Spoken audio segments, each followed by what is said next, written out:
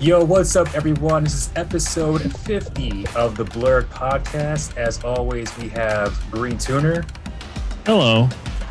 Creamcast, Hey, what's going on, guys? Dark Side, Yo, and myself, the Ed Underground Bebe. How you guys doing? doing very I'm good. good. Why can't we just not get away from the whole Bay thing? Like, we've been gone for a few weeks, and I thought you would have gotten out your system, but it still You can't keeps escape coming it, back. Bebe. Oh my goodness, jeez! I'm not gonna lie. I can't. I do say, I'm not gonna lie. When I'm around the house, like I'm taking a shit, I'll be like, "Yeah, baby." I just randomly say it too. So, thanks, Ed. Thanks. Anytime. That's not good. Yeah, it's definitely That's not great. good. Oh, I'm starting to turn into Ed. But yeah, guys, we've been missing for a couple of weeks now. Yeah, somebody win the globe trotting. Yeah. Yeah. That did happen. I apologize for enjoying time off and not just being at the sitting at my desk ready to do a podcast every week. I did take some time off. That is very true. And then unfortunately, I got a little too antsy, and I decided not to wear a mask on our cruise ship, and then well, also you should, brother, as well. You should. and didn't wear Hell a mask. yeah. Well, I don't think the cruise ship was the bad part. I didn't wear a mask on the airplane, which I think, like, for anybody who knows anything about like viral studies and all this other stuff, like virology. You mean and all this- Mhm. Wow. We're not doing this. 54, baby. We're not doing it. 54. We're not doing this in 22. Man. We're not doing this in 22. 54, baby. Yeah, but the thing is like, even outside of COVID, just outside of COVID, airplanes are nasty ass shit. Because everybody and their mother goes on the airplane coughing, Yes. don't cover their mouth, sneezing, farting, Farting. Yep. yeah, all this shit. Farting, shitting. It's recycling all that air. It's Yeah. literally just recycling all the air. And Mhm. I felt like crap before I got on the plane, so I don't know if it was necessarily the plane, but on my actual flight, everybody was sick. Everybody was coughing. Everybody was sneezing. And me trying to be like, COVID, it's not a big deal. Yeah, I ended up catching COVID. And man, I'm happy, I'm happy to report, obviously I'm doing fine. I'm kind of happy that I caught COVID only because of, the fear behind COVID a lot of times. I know the death statistics with people vaccinated, non-vaccinated, blah blah blah. I get all that. But there is just this like kind of somewhat primal fear behind it, and I think it's a very natural thing. Have you never had it? Never had it? No. Oh, you never Really? had it? I never had Oh, COVID. I had it. Yeah. Yeah, I think I've had it twice now. Yeah. I've Please. never had it. I had it twice too. Yeah, I've had it 0 times, and Wow. I could have had it three. I'm sure I've had it multiple times. yeah. Mm. At this point, it's just you can't tell. Yeah, well, that's the thing. Like, usually when I get sick, I usually get sick for like a day, and then I get a fever at night. By the next day, I bounce back. This one, I'm like, what the fuck? Like, what's going on with my body? I'm like, I'm feeling weak. I'm feeling like dehydrated, even though I was like pissing clear. Like, I was like really, my body was like wrecked. So, like, even now, I'm still sniffing. Like, when I wake up in the morning, I blow my nose, and it's like a tissue full of snot. I'm Damn. COVID negative now, but it's still like it still have some of the symptoms. And it's just crazy. Like, I'm happy to have gotten it only because now it's like I know that I can survive it. I know what it feels like. It's like a bad flu, / cold for an extended period of time, and it sucks. But it's kind of like I'm glad I got it, but at the same time, I can understand why it is such a. It was a dangerous thing at one point for a lot of people who are older and for young kids. So yeah, still wear a mask. I mean, wear a mask if you want to. If you're cool with catching colds, that's cool. I don't like being Hell sick. yeah. I don't like being sick. I was like, screw this. These colors don't run. Oh all right. my goodness. Wow. Look, saying. you know what? You know why Right. you survived, right? Why is that? because God's a Blurred podcast fan. He knew we had to hit the 5-0. We had to hit the big 5-0. I mean, he's up there. He knows. Yeah, He's got his headphones on, and he's all like, he's like, they're live. Not today, Fauci. They say that. Wow. Yeah, I'm pretty sure there was some divine intervention There there. was some divine intervention for sure. Guy had to have listened to episode 50, even though God's all knowing, but he was like, you know what? I need to hear it with my own ears. Yeah. Now, God is 50, like, forget- 51 we don't know about, but We might all just get struck out. God is like, forget all this other atrocities going around the world. I gotta save Creamcast. I gotta save Creamcast. A train derailing in China. Forget that. Like, save Creamcast. I have to hear episode 50. I Yeah. mean, this is a big deal for us, guys. 50 episodes. Who would have thought? Like, we are like the most dysfunctional group of like people, like in making plans and sticking with plans for like long term. I mean, how many times have we we've had plans? Like, remember back in the day, like with like World of Warcraft, like when I used to play WoW, and you guys would be like, "Hey, man, let's go hang out." Let's go out to eat." You would cancel. Yeah. I would cancel every time, but here, And I'll be in your driveway ready to pick you up, waiting 30 minutes and then nothing. Poor Ed would literally be in my driveway for an hour. ready to Well, you take were me rating. while I was rating. So the fact that we made it to 50 episodes is absolutely mind blowing. Pretty badass. Well, I mean, are you guys excited for for all of our listeners and viewers, the KI episode, which is going to be this one?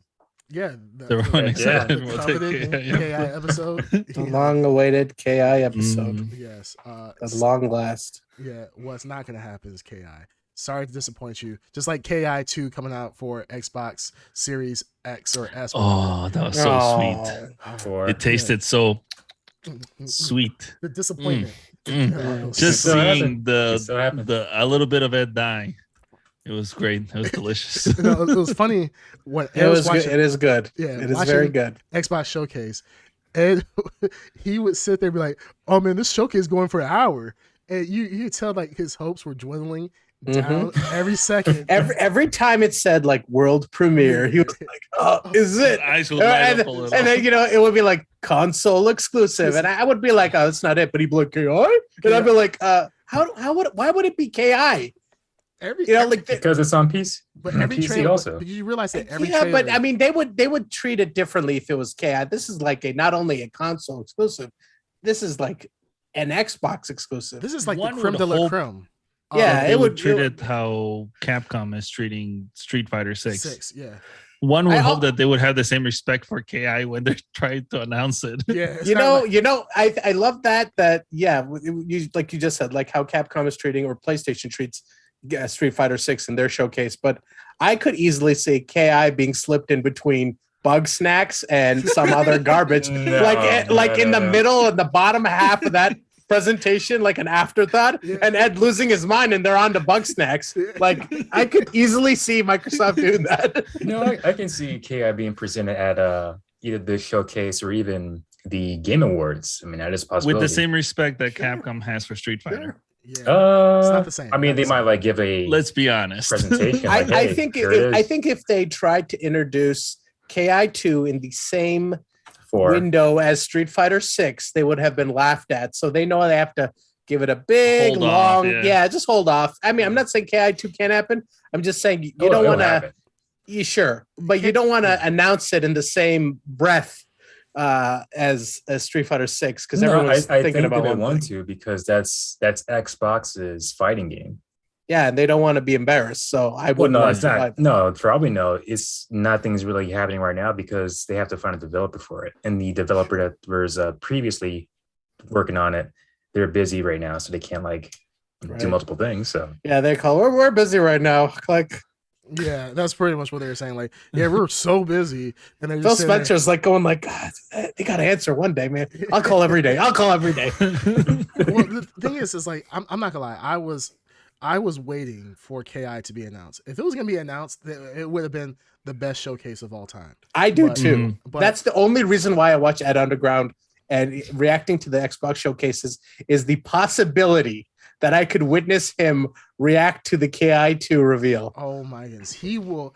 the day that actually gets revealed, first off, Ed will forget about the past like 15 years of Ki not existing. 15 years. Well, I'm saying it's going to be another 3 years or so before it comes out. Yeah. So I'm saying like the day that it happens, the Ed Underground will forget that Ki has not existed for 15 years, or a new Ki has not been produced in a long time, and 8 he years. is going to blow up. This is going to be on his timeline on Facebook, Instagram, TikTok. He's probably gonna get a KI tattoo on his ass. Like this is gonna be a big deal. This is gonna be a big deal for him. So I'm excited to see this. I really want to see this. The day that it happens, I want to see it firsthand because I'm not gonna lie. Of all people, Ed is the biggest Xbox stan of all time. I have not seen anybody for sure. I have not seen anybody rep KI and Xbox more than Ed. Xbox blindly. Blindly, absolutely. Yeah. He loves Ki.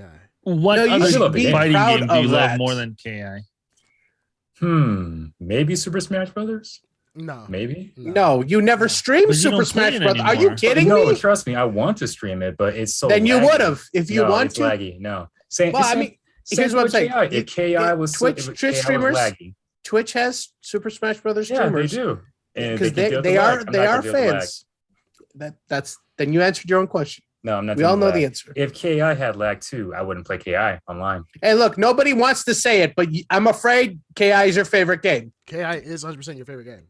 Nope, it is Super Smash Brothers. Nope. I'm sorry. I know you're embarrassed by it, and I would be too. But I played you Super have to Smash face Brothers me since the 64. You play And- Ki and Super and- Nintendo. yeah, but when have you played it recently? Why I have are you not not like. playing it right Oh, now? I played it last. What was it? Last weekend? What was the most recent holiday? Memorial Day. I played it on Memorial Day. But When's the last time you played Killer Instinct? Today. Exactly? Yeah, Okay, because exactly. no one plays online that I know of Super Smash Brothers, and it's too laggy anyway. But Ed, can we admit you've played Killer Instinct? First Killer Instinct came out. This is 64. 64. I think I said Super Nintendo at first. Yeah, it is Super Nintendo. Ki came out on Super Nintendo. Yeah. No. Wow. Yes, it's right here. Super Nintendo. Killer Instinct. Yes. Super Nintendo. This is. Oh yeah. He's right. Killer Instinct. I thought you said Smash Brothers. Fake fan. I'm not a fan. So- I thought you said Yeah, Smash the original Brothers. was Super Nintendo. Yeah, original. Yes, the original Killer Super Instinct was Nintendo. Super Nintendo. Oh, He's Killer correct. Instinct Gold was 64. Yeah, Gold was 64, 64. yeah. 64. Okay. Mhm. So technically, you should have been playing Killer Instinct more than you played Super Smash Brothers. Technically, True. because you've been playing since Super Nintendo, right? Yes, but I play more hours on Super Smash Brothers. Well, because you know why? The reason why is because there was no Killer Instinct for at least a good like 15 years. So of course you're gonna play the game that's actually hot and people are coming out with new games for. Well, I mean, Ed says that Super Smash Brothers is his favorite game. Sure, let's give him that. But Yeah, let's give I him know that. that. Sure. I know that if he had to do an announcement, like a world premiere, whether he was gonna be excited for Super Smash Brothers or Killer Instinct 2. Well, of course, I'm gonna be excited for Killer Instinct. I You're gonna mean, be how many? More excited. You're gonna be more excited for Killer Instinct than Super Smash Brothers. Well, how many Super Smash Bros. Games do we have? Like what? 1, 2, 3, 4, what? 5 or maybe 5? Yeah, we have a lot. Sure. Yeah. How many KI games do we have? 1, 2. Nobody really has ever counted them. I don't know. Three. Yeah. Right. So it's not all that we see like a new KI or DLC character from KI. I mean, we see Super Smash Bros. What every 3 years? But okay, Super Smash Bros. Is nice. I still think You're used to it. I think even if they came out at the same frequency, I think you'll still be more excited about Killer Instinct. You love that. You love that game. I'll be honest with you. I would be more excited at the Killer Instinct announcement than Super Smash Bros. Super Smash Brothers. same here. I know they're going to announce another Super Smash Brothers at some point. That's the thing. But That's it Killer right there. Instinct, how long has it been? That's the thing too. It's you a have drought. It's like seeing an old flame. every Like, how long has it time been? Jeff Keighley, every time Jeff Keighley All farts, right. you pay attention because it could be a Killer Instinct announcement. Whoa. That's No. true. I'm just saying you're on edge at every second. You are. Whereas Showcase, in the showcase, every announcement, every trailer, you're like Killer Instinct, Yeah. and it'll be like, I mean- like, you said, like Bug Snacks to come out. And you'll be so, So and you be like, maybe, There's a part of you that's watching the PlayStation State of Play is like, is this where they announced the Killer Instinct for Xbox? no, Is it you possible? wish. oh, if that ever happened, if Killer Instinct ever He went to snuck it. PlayStation, oh my, Oh my god! People I want would. that, though. Oh, that's it. People want You're that. talking Seppuku. about. You're talking about that's like a straight up genie dream, like a 3-wish situation Yes. for me. Like the genie will be looking like what? They'll be like, yeah, do it. He's like, People want that, you though. could live forever. You could Yeah. be a You could be rich. Yeah. He's like, no. He's like, I'll even give you the 1,000,000 wishes loophole. I'm like, nah. No. Damn it, I want Killer Instinct as a Sony exclusive, and not on Xbox. Yeah. that would blow Ed's mind. I don't know what Ed would do. What would happen? I That'd think be Ed- crazy. I think he would like literally I'm finally just fold, dust off the PlayStation, I guess. So no, we'll make it only for like Hmm. PlayStation 5, not even for Interesting. PlayStation like 4 or anything like that. But yeah, no. Fortunately, we're not talking about Killer Instinct for the whole episode, but it will come the day that it does get announced. Killer Instinct 2 or 4 does get announced. We will make the coveted Killer Don't hold Instinct your episode. breath. Yeah, Whoever's watching or listening. yeah, don't hold your breath because even when it does come out, we'll probably just have Spike won't talk about it. So Ed will be so excited. We'll just mute his mic and just let him talk. wow. But for this episode, for the 50th episode, we're digging deep. We're gonna be digging deep, trying Digging to deep. bring something spectacular to this episode. As you guys know, we're really huge fans of the Marvel Cinematic Universe, and we've talked about it in depth over the past 50 episodes. But this one, what we're gonna do is we are actually going to rank, not do a tier list, but rank all 20, was it 8 movies? 28 movies. Yeah. 28 movies of the MCU. This is gonna be a very difficult episode. I already know. Mainly because of the fact that we have 4 Marvel nerds, and we all have our opinions. I know, like the Ed Underground, he thinks Captain Marvel is number 1. Mhm. Oh, that's terrible. No. So, Oh, we're I really- grew up a little bit. we're Do you gonna have guys to fight think we will align more or less? What do you think? Less. I I think think less. less. You think really less. think so? I think I maybe think- the top. I think in the I top think 5. generally we'll be on the same page, and I think when we get down to some personal issues that we all have, we'll be jostling for position for like what is worse than what. Well, I think I think- ultimately, I think it's going to be something of the effect of, I think we're going to be aligned, all of them except for Black Panther, only because you guys do not, for some reason, I'm going to be Wakanda forever, and you guys going to be like, all right, that's some bullshit, keep it moving. I think for the top 5, we'll be pretty solid. I think we might not be exactly the same, but we'll be pretty close. I think the middle ones, I'm kind of using the middle ones, anything from 10 below, up to the last movie, the absolute shit movie. I think will be pretty. It's gonna be a toss up, but I think the top 5 will be pretty solid. All right.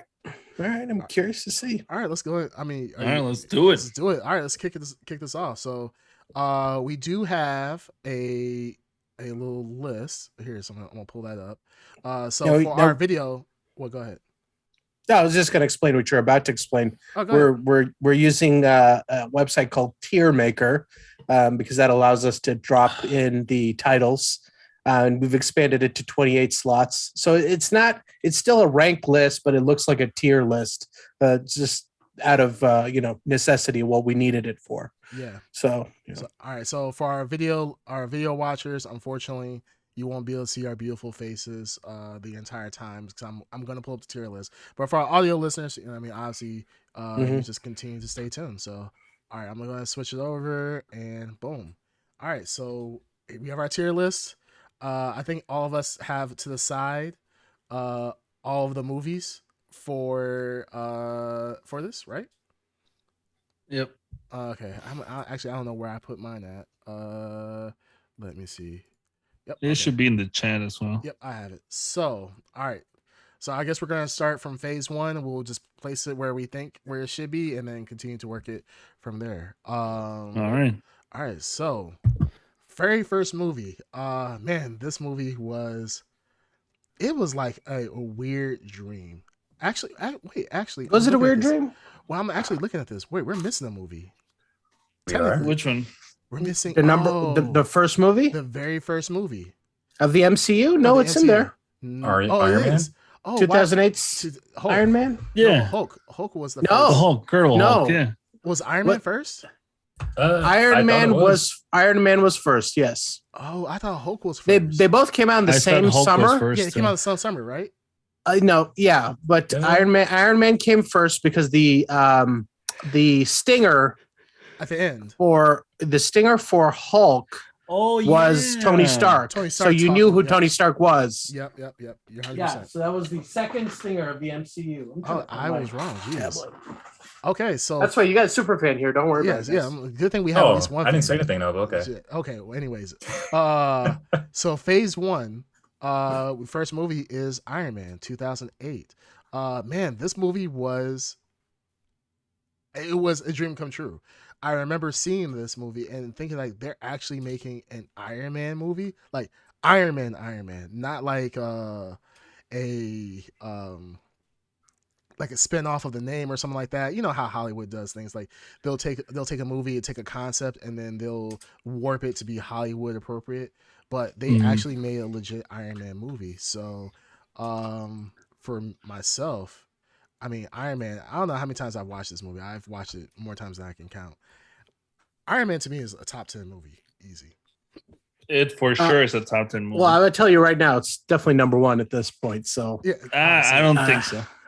oh, I don't think so either. Well, I would I think It is top 10, but it's not number one. well, I for agree. now, because the list until something bumps it down, it's got to go. I at mean, the I top. know it's gonna get bumped down, so sure, I'm okay with putting it at Yeah. number one. You put it at number one. Now for our our video watchers, we Mhm. do have a lot of the movies like the Sony movies in here. Disregard those. We're not including any Sony movies. We're not including any TV shows. TV shows or anything of the sort. Mhm. Strictly the movies. Yeah, and- So Yep, that's it. all right, Iron Man. We'll put it All at right. number one for now. What I mean, I just remember the MCU kicking off, and I remember watching this, and I mean, what we saw then, like Mhm. even the CGI to this day still holds up pretty well. Yes, it does. Yeah. People, Yeah, people like to crap on certain MCU movies for not holding up CGI wise, but Iron Man to this day still looks amazing, which is impressive from a movie that is 14 years old at this point, which is Yeah. that's very impressive. 2008 was a really good year for superhero movies because I believe The Dark Knight came out that same summer. I think so. Yeah. Oh. No, I think it It came was- later, didn't it? No, it was 2008. Pretty sure. Was it Dark Knight or Dark Knight Rises? Wasn't it? No, yeah, Dark Knight. Yeah, Dark Dark Knight. Dark Knight. Yeah, it did come out around that time. Yes. Yep. Yeah. So it was a really good summer for superhero movies. Like we're entering something special. Quick, But quick, that's yeah. Go ahead. Go on. I was just going to talk about Robert Downey Jr. and how important he was and how he kind of perfectly fit into the role of Tony Stark. A lot of people, we've talked about Iron Man not being a household name for a lot of kids until this movie wasn't. came out. Yeah, Yeah, it wasn't. it was It not. wasn't. We're of an age where we might have read some comic books. I'll be honest with you. Outside of there was a cartoon in the 90s, and he was around in comic book shops when I went out there, but I wasn't something I gravitated towards. Iron Man was not. I was read familiar. him, but mostly because I love the armor, and Sure. every artist drew the armor differently, Mhm. so that always attracted me to Iron Man. But aside from the armor, the content wasn't really something that appealed to me. And I will say this, and I've said this before the movie came out, he was I'd say in Marvel's hierarchy, he was always a B character. Yeah, He was important to their structure because he was a founding Avenger, but he was a B character in terms of sales and Yeah. just prevalence. After this movie, Marvel moved him. He became a forefront figure, just like in the MCU. Yeah. In comic books. Yeah. he was in comic yeah, books. he definitely became S tier. I remember back in the day, like Iron Man, I think we've talked about in the past, we used to, a lot of us went to flea markets when those were big when we Yeah. were growing up. I remember picking up a Iron Man comic book, and it was the first time Iron Man and the Hulk actually appeared in a comic together. And this is back when Hmm. Iron Man had the gold; it was just an all gold suit, and Mhm. based off like the Iron Man, the very first prototype in the Iron Man movie. That's Mhm. that's obviously where they got the inspiration from. Um, and yeah, Iron Man wasn't that big. It was cool seeing Iron Man, but the evolution of the character of Tony Stark to being like the billionaire, cocky, arrogant, playboy, oh my god, I'm trying to Philanthropist. Full Like on, philanthropist, this. full on Full rapist. on yeah, rapist. yeah, What? philanthropist, the philanthropist. But yeah, Tony Stark becoming the character that he is today. I Yeah, mean, it was yeah. quite the evolution, and it's crazy to see comic books that this is for us this is like a dream country, and not for like younger kids. They don't understand because they didn't grow up with especially the older comic books like we did growing up. So to be able to see that is so cool, and the fact that Marvel took a chance on, like you said, like Iron Man was kind of a B list superhero overall, to Mhm. now being the forefront of the entire MCU, Mhm. where 14 years later, his death impacted a lot of people. It impacted the whole series as a whole. 14 years or less of buildup to get to where we were at is amazing. It is really Yeah. amazing. So I definitely think it definitely is I think like no matter what we do with this list, Iron Man has to be in the top 10. If it's not in the top 10, then we're definitely doing the MCU a disservice. No, I agree. It's in the top 10. I just wouldn't agree it's number one. I agree with that also. Before we But continue, we'll put it there for now.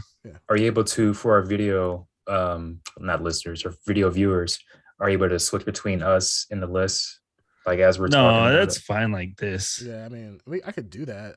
That's fine. Yeah, I can switch back and forth. Let me see. I guess Well, during the downtime. yeah, during the downtime. After So we put it in there, okay. So also Ironmonger, Obadiah Stane was the villain here. Yeah. Yeah. I think that he was a we'll see a lot of this in the coming movies. A lot of like the opposite character, like version of our hero. yeah, So Yeah, that's kind just of the evil version of whatever evil the version of the hero character. is. Yeah. And this is indicative of superhero movies in general. But Yeah. I don't think he's a terrible villain. I think he was integral to the origin, and I think those are the best villains when they're integral to the origin of the character. yeah. He definitely brought, like, when watching the first movie, Iron Man overall, there was like this naivety about him. Like he was just living his life, having a good time, being the playboy that he was, not understanding that there's real world consequences and then with Obadiah Stane,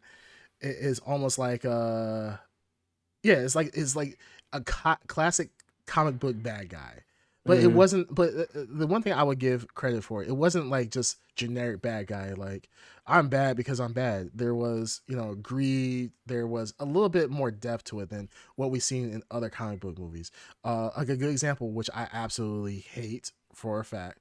This is probably one of the worst. It's not part of the MCU, but just a horrible movie. Was the Hulk movie, the Incredible Hulk movie? Oh, okay. Hold your The horses Ang Lee? here. No, Or was this the Ang Lee, was the Ang Lee one the one Ang Lee one Not was the first one. before. the big one? Yeah, Eric Bana The Eric Ang Bana- Lee. Yeah, that was Oh, horrible. really? I really like that movie. Yeah, I hate. I like it for how stupid it is at it's times. stupid. It's Yes. extra It's comic-y. stupid, but I like it because it was something different for a It was. comic It book was, movie. but It was like slow pace, character development. The Yeah. CG was pretty good. The powers were represented well yeah, of how the Hulk can regenerate so quickly. and how the Mhm. Hulk gets bigger as he gets angrier. I mean, Mhm. that's kind of Yeah. what the Hulk is. I mean, there's things I liked about it, but it was just like, what was the name of his father? Was it like the bad guy? Was his like Absorption Man? The Absorbing Man. The The Absorbing Man. It's like typical. I mean, like, that's an actual villain, though. no, That's an actual. actual one. Yeah. Well, I'm saying Yeah, it's okay. like it reminds me of like 1970s, 1980s comic With the weird books. names and Yeah, all with the that. weird- like the Absorbing Man, the Oh, calendar Polka Dot Man. Yeah, polka dot. I mean, man. Absorbing Man is cool though, but he's just this bold guy that just what's it called, absorbs powers or Yeah. whatever the hell it is. Yeah, I forgot what it was. Elemental. Yeah. stuff, Yeah, powers. because he plays a big role in that comic that I've been reading of the Hulk that I still haven't finished. Yeah, I mean it's cool. I'm just saying it's just like of all the ones like story wise, this I mean we can see an obvious shift in superhero movies. Yeah, Well, all right. I mean, but that's the Hulk. The Hulk is filled with really shitty Well, villains. before we jump to the Hulk, I think we're naturally transitioning to the Hulk, but I just want to really quick a hallmark of all the Marvel movies. First time it was the Stinger, the end movie Stinger in Iron Man that set up the entire Marvel it was Cinematic nice Universe. at the beginning. Yeah, it was really cool. Now it's It was- just tiresome. It was, yeah, exactly. I feel that like, but when the first time you heard a character reference, he said Avengers Initiative. So the idea of like something we've all fantasized about, like movies connecting together, in the comic books happening. That was the first taste we got, even though the Coulson character was talking about Shield and everything. That was the first time stuff was starting to connect together. So the Stingers in early MCU films are really special because they fulfill all those like desires that we have.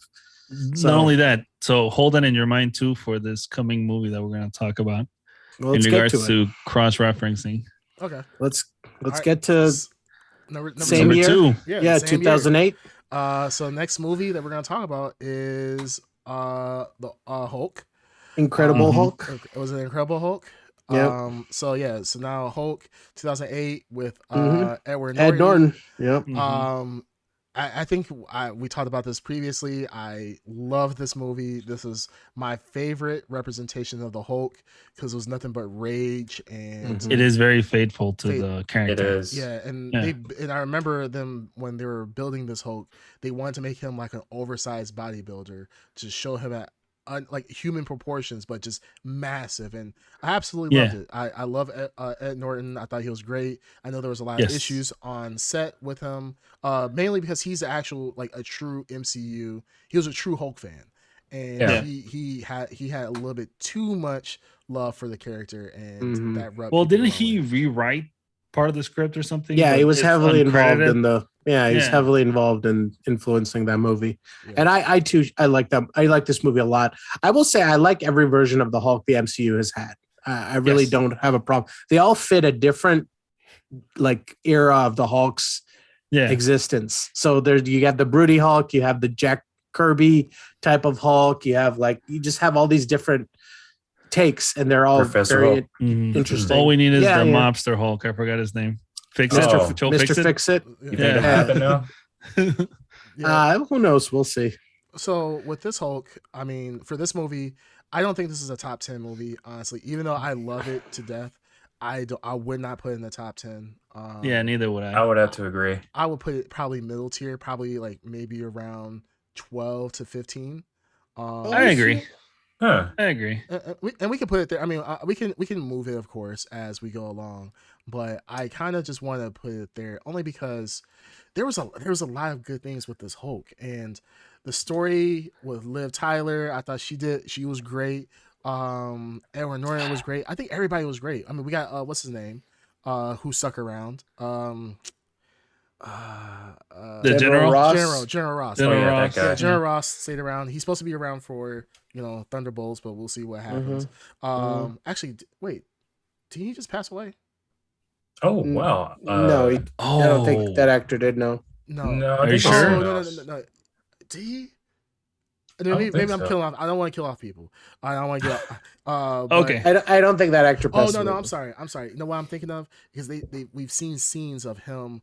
They show like teaser clips of him like really like emaciated, but it's supposed to be potential setup for Thunderbolts, Secret War, like teaser or something like that. And they showed him like really like with a sunken face and so forth. Maybe I'm killing them off in my mind, which is horrible. So I apologize for that. Well, even if I know, like, he were to pass away, Disney doesn't shy away from recreating people with CGI. Oh, absolutely. Yeah, Stan Lee coming back. He's official.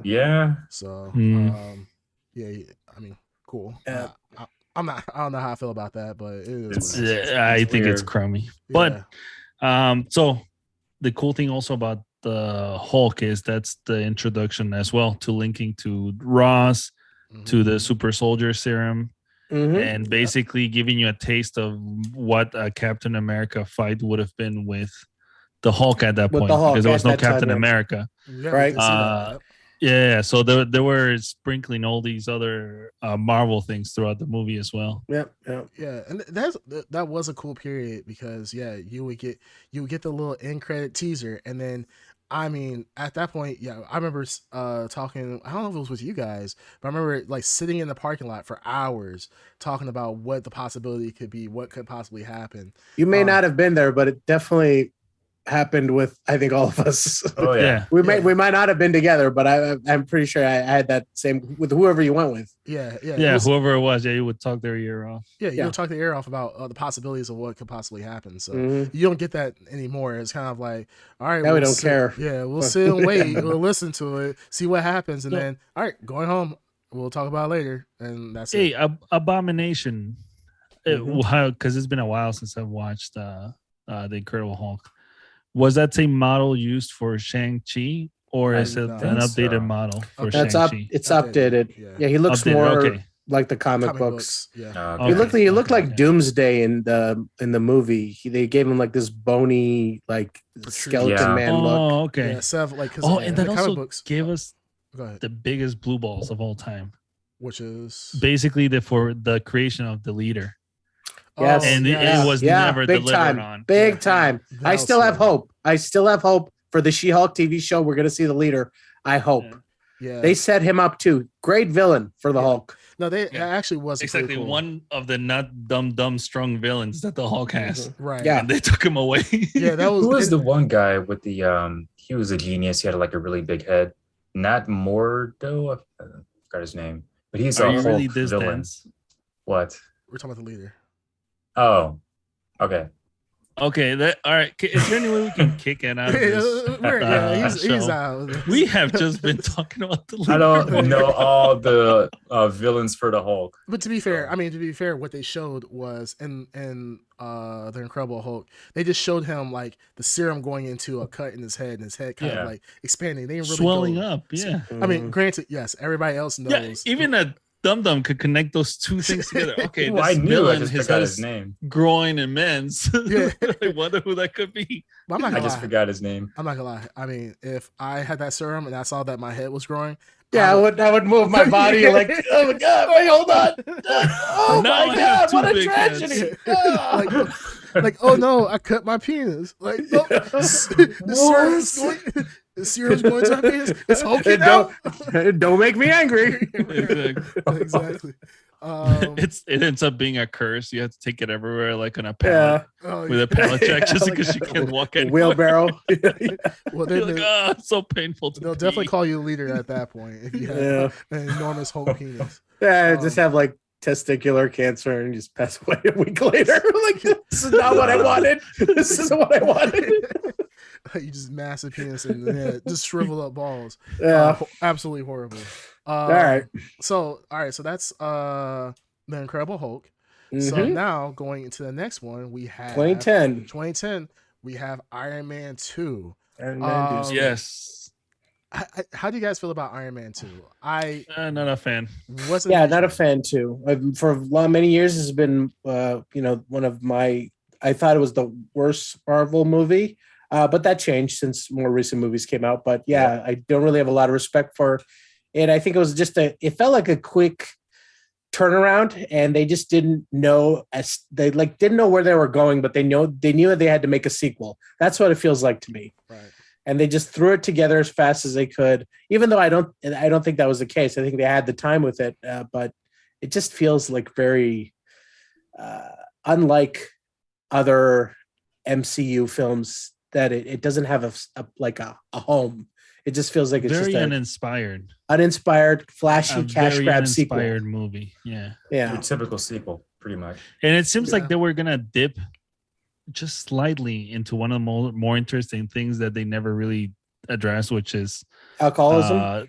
The alcoholism that Tony Stark has. It seems like they kind of dabbled that with route, but they didn't really. But they nipped it. They didn't go through with it, so it didn't even have that going for it. Remember, this was pre-Disney too, so I don't know why.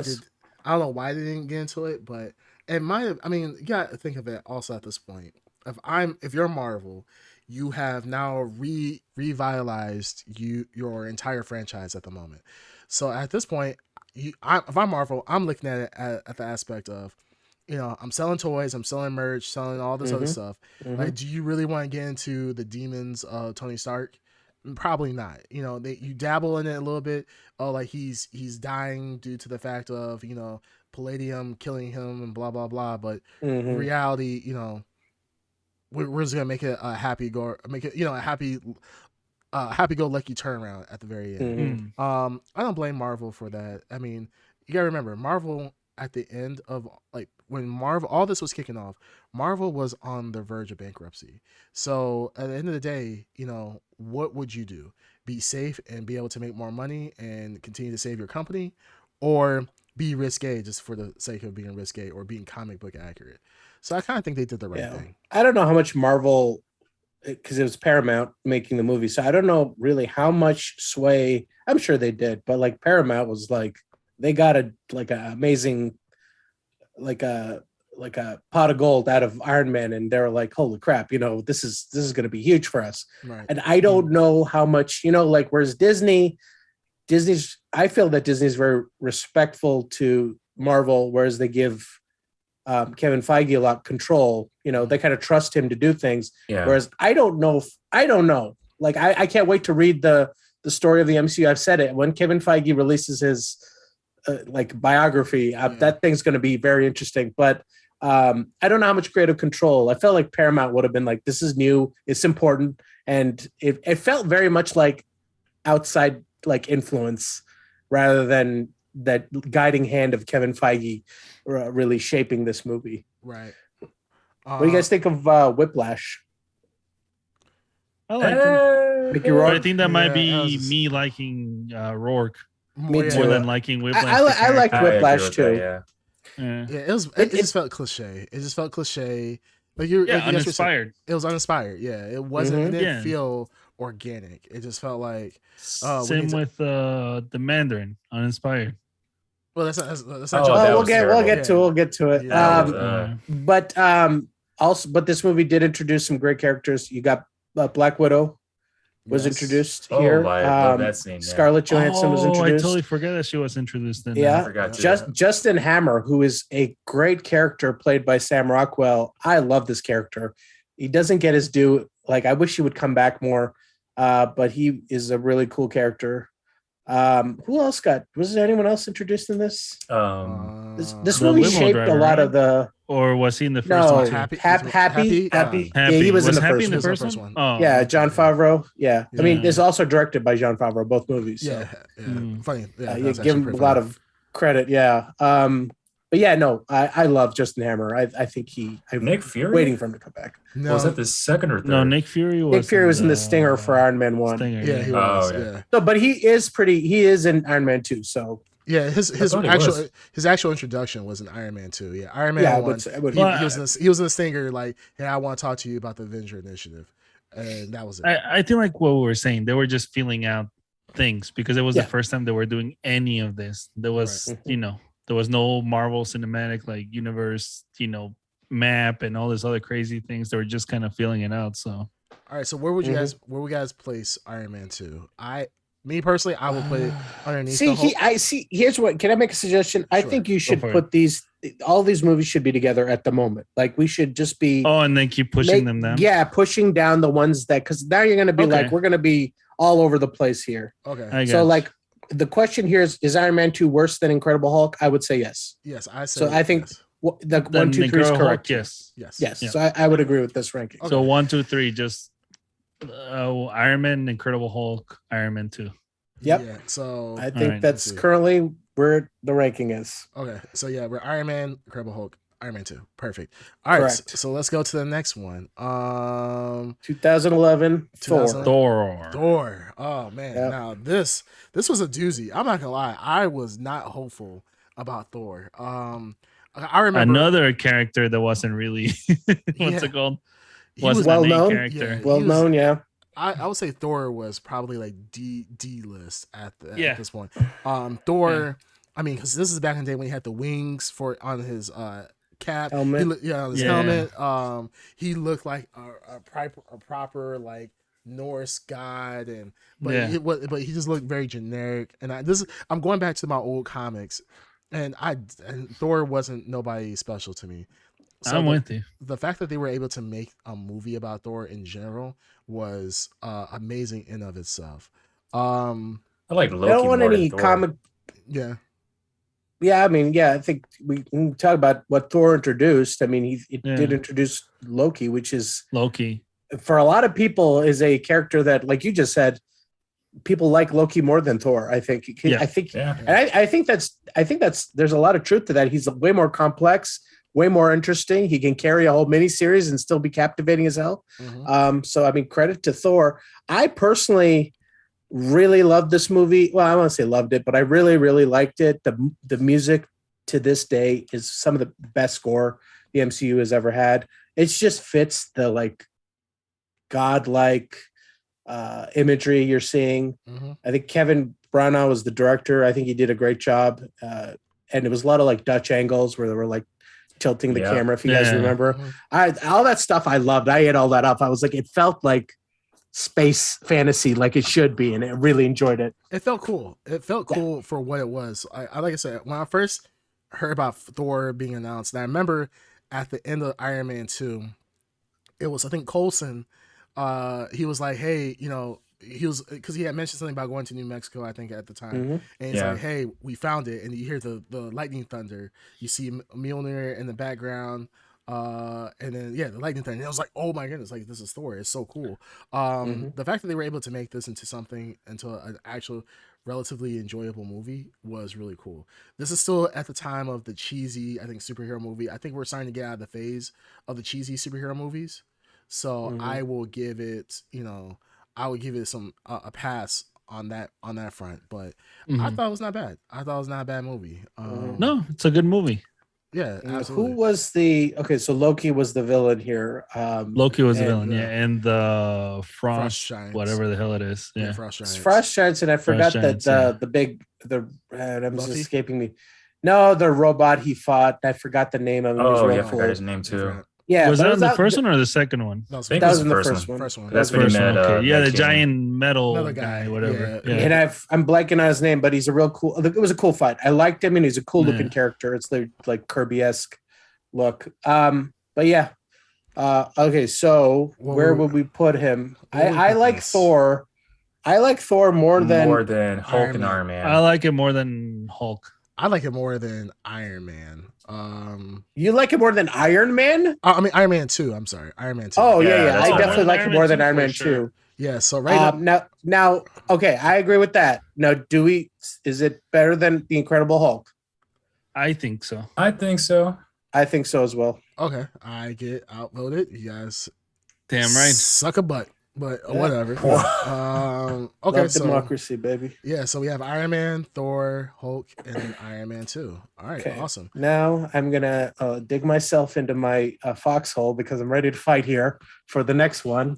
2011's Captain America: The First Avenger, directed by Joe Johnston. Great movie. I love this movie. I liked it too. Fucking love this movie. Love this. So fun. It feels like I'm looking at like a pop, like a serialized version of the like comic book that Iron Man, the first early Iron Man, is based on. Yeah, and it's very vintage. Like it's vintage, and it feels like you're watching like a serialized Adventures of Iron Man in World War II, Captain America, in World War II, and it captured that like what's the word? Vibe and feel, but there's like authentic. There's an authentic feel to it. I felt like it's like the pulp heroes of the time. There was like his jacket. Yeah, I love it. Was basically like a pulp movie, and also a very underrated villain, which is the Red Skull. Red Skull. For sure, it's one of the best annoyed. Marvel villains that they've had so far. So. I'm really annoyed that the Red Skull has not gotten as much love as it should have. Did you fade out? Huh? No. What? We just had a little audio. Oh, okay, just a little audio glitch. It's all right. Good. So don't worry, doll. Red Skull is. I mean, I'm kind of upset that they didn't do more with Red Skull. Red Skull is such a cool bad guy, cool character. this movie is a fun movie. I absolutely loved Yeah. it. This is where I believe Marvel started to finally get their stride a little bit on especially, I mean, there are definitely some movies that are going to be floundering after this movie, but this was just a good movie from beginning to end. And it was weird because like all the other movies we watched were current. Like these are things that are happening all at the Like same now. time. Yeah. Right. And but then we're going back. It's like we got like it's kind of like a small reprieve of all the shit that's going on live right now. Now we're going back in the past to catch us up to the current where Captain America actually gets introduced.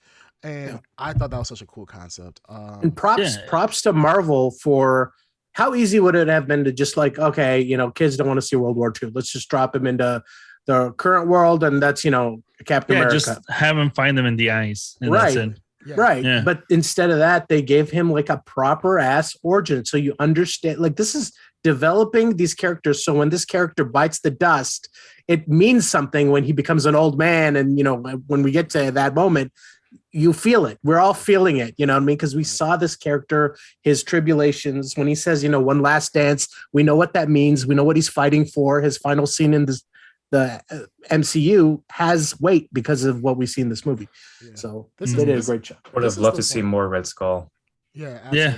This is the point. This is where we always, I think we've talked about in the past, is that this is where DC is severely lacking in, is the ability to actually take the time to build an origin story, build an actual credible story that makes people care about these characters. Because honestly, if it wasn't for this movie, you know, we wouldn't, we have been drawn to Captain America as we have.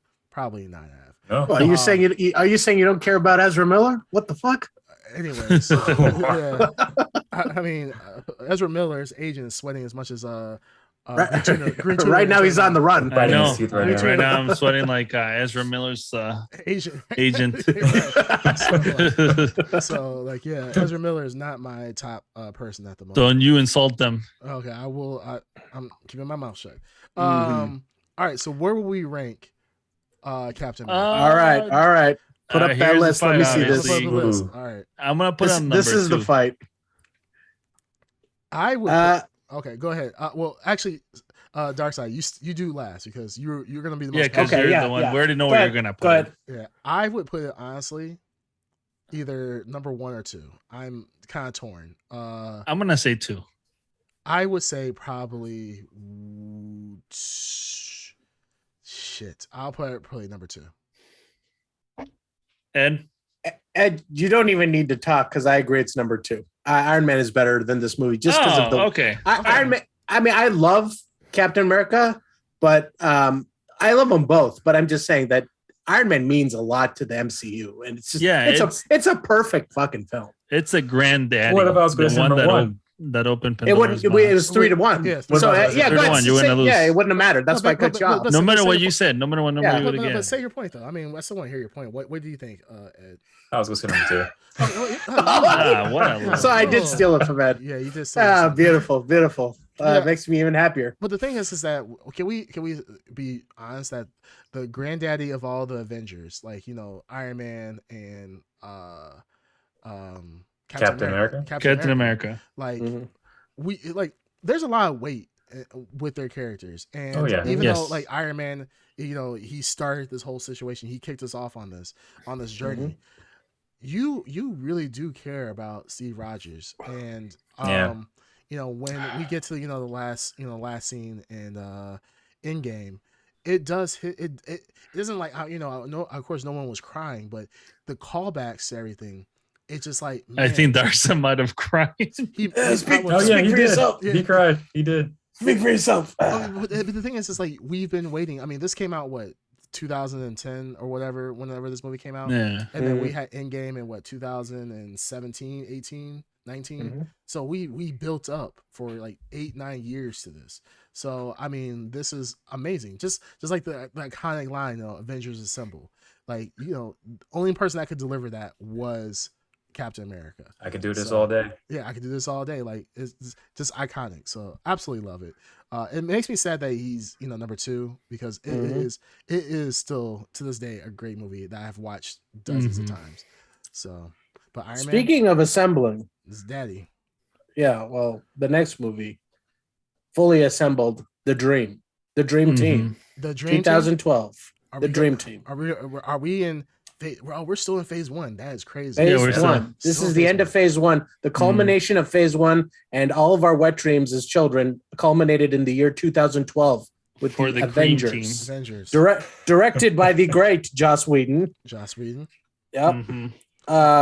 Who has no, what's it called? No wild accusations since his way. No. Flawless record. Flawless record. Great legacy. Can't be beat. And really, there's nothing more to say. All right, so with the Avengers, 2012 Avengers, which is crazy. That was 10 years ago. Yeah, that is nuts.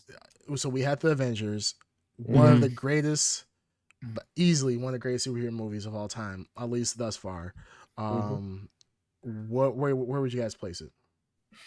Okay, so let me just go first because I'm pretty definitive here on where I feel this will land, and I think it's number 1. Where is it? Avengers? Wow. Avengers is. I can't see it. Let me see this one. Avengers: Age of Ultron. It's right there. It's under. Yep. Go down 1. Down 1 next to. No, go. You see Captain Marvel? Captain Marvel. I blank her out of my mind. Okay. Do you see? It's Which row? Which row? Second row, 5th. No, 4th. Oh, here we go. Second row, 5th. Got it. Perfect. Thank you. Man, all these movies just kind of blend in after a while. Yeah, they kind of do. All right. So what I was gonna say, for me, it jostles between 1 and 2 because here's the thing: Avengers is the culmination. All these movies are important, but to pull it off, to be successful at this whole experiment means the Avengers had to be a perfect film. Not perfect film, but a very, very good film. And I'm going to say here, it's not perfect, but to give all of these characters equal screen time where they're all they don't overstay their welcome. They all have perfect chemistry between each other. The writing, the jokes, the development of the relationships, the villains, the heroes, the world, the team. Everything is done so well. You have to give credit where credit is due. It pulled off an impossible task. We'll get to the end game situation of even greater pull off, but the first time they do it is really something to behold. So I think Avengers, for me, jostles between 1 and 2. Iron Man is important, but I'm going to put it at 1 for me for that reason. I would agree. But I think, just keep it simple, is the quintessential superhero team up movie of all time. It is the best to ever do it, especially at the time. I don't think we have anything close to that. You guys know I love DC. You know I love my dark superhero movies. DC could not touch this. Still to this day, we like the Snyder Cut. We love the Snyder Cut, and the Snyder Cut is beautiful. Snyder Cut's great. But this movie is the one that does it for me. Is typical Joss Whedon, super bright color, slapstick kind of humor, which is just like, okay, you kind of roll your eyes. A joke every 5 minutes. Yeah, everything's a joke, but at the same time, before it began to get tiring. Yes, every 5 minutes. Yeah, but it was a perfect popcorn mix of blockbuster. It had everything for everyone, and I think that's at all times. It's a blockbuster, so I would put it at number 1 as well. Okay, Junior? For now, I agree with that. Okay. Ed, your meaningless opinion, please. No, my meaningless or my most important opinion. You should I be agree for now. You should be contrarian. Like, no, screw you guys. It's going to do. Yeah, it's like I'm putting. Oh, don't worry. Eventually, we'll. All right, next one. Ed goes first. Next one. Yeah. All right, so we're gonna say number 1. Okay, perfect. All right. So the next one on this list is now we're getting to phase 2. Now we're starting to get into some. Starting off. A bad couple of movies. All right, hold on now. I'm gonna have to dig in deep again and start to put up my fisticuffs here. Okay. Iron Man 3. I really, really, really love Iron Man 3, and I said for other things. I love Iron Man 3. I love this movie. All right, so For we're gonna go ahead and kick probably him different off. reasons. All right, so anyways, we're gonna kick him off. Go So ahead. for us normal people, Iron Man 3 was just okay. It wasn't like It was okay. It was yeah, okay. it wasn't something I say I loved. Like if I had to choose between the 3 Iron Man movies, I'm choosing First one. one. Yeah, first one, absolutely. Yeah. I'm not gonna lie, I probably would choose 2 over 3. 3 was good, Wow. but 3 I would choose 3 over 2. but what 3 what annoyed me about 3 was how they did the Mandarin. At the end of Yes. the day, Yes. they did the Yes. Mandarin. What pissed me off is that he okay, so he ended up turning into be just a white guy with the tattoos, with dragon tattoos on his arm. Trevor Slatter. Just like He's the an comic actor. books. No, but I'm He was saying an Just actor. like the comic but books. what I'm Yeah. saying, he just turned into a generic white guy and be like, yeah, you know what? I went to Cancun, bro. I got a little wasted off the A little tan. little tan. Mhm. Yeah, you know, and I got some dragon tattoos, bro. Like Yeah. I'm Mandarin, bro. Hey, And this is the Tim. villain. Yeah, this is the Mhm. villain exactly. Well, It's just like I really wish Ken, what's his name? Ken Bigsley was no Ben Kingsley. Ben Jesus. Ben Christ. Kingsley. I Ben Ben butchered- Bixley is his brother. Oh yeah, I butchered that. Ben Kingsley. Jeez, I know I butchered that. He played the perfect Mandarin, and he was so believable, like in all the promos and so forth with the 10 rings.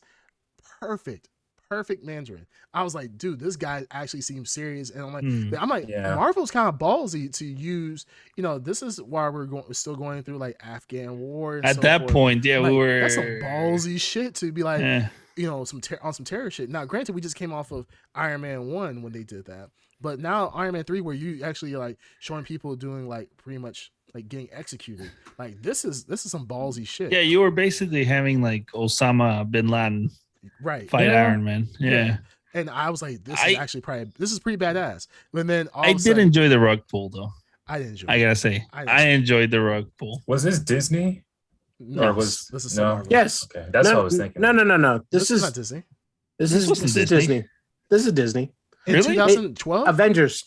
They acquired it at Avengers. Oh, they did? Mm. Oh, that's Yep. weird. Oh, Yep. okay. They took control of Avengers. Well, one thing that I enjoy about the third movie too was the dialogue because what's his name directed it, Shane right? Black. Shane Shane Black. So the Wrote and dialogue directed. was Yes. on point. They had Perfect. good dialogue. Dialogue was perfect. Yeah. The rug let me tell pull you. tickled my funny bone, and I loved So it. the reason, I loved that change up. I had a great time when it happened.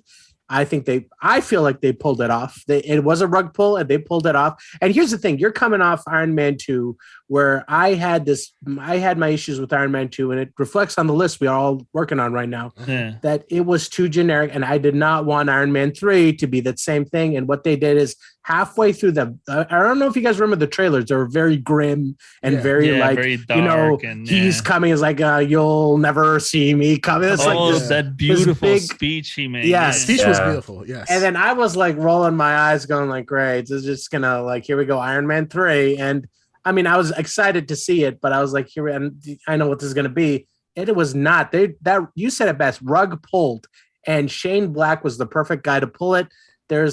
He can give Robert Downey Jr. dialogue and like for Robert Downey Jr. and he pulls it off really well. I like the kid. I don't remember the kid thing. The kid. I like that relationship that they had there. I just like the movie because it's just it's not what you wanted it to be, but it's what I think what people, whether they like it or not, it's what you needed because you want the MCU to be a more Lighthearted. fun place. Yeah, I don't want grim movie after grim movie. Iron Man enjoys being Iron Man, man. He Fuck enjoys the you. world. I like my dark Sure. movies.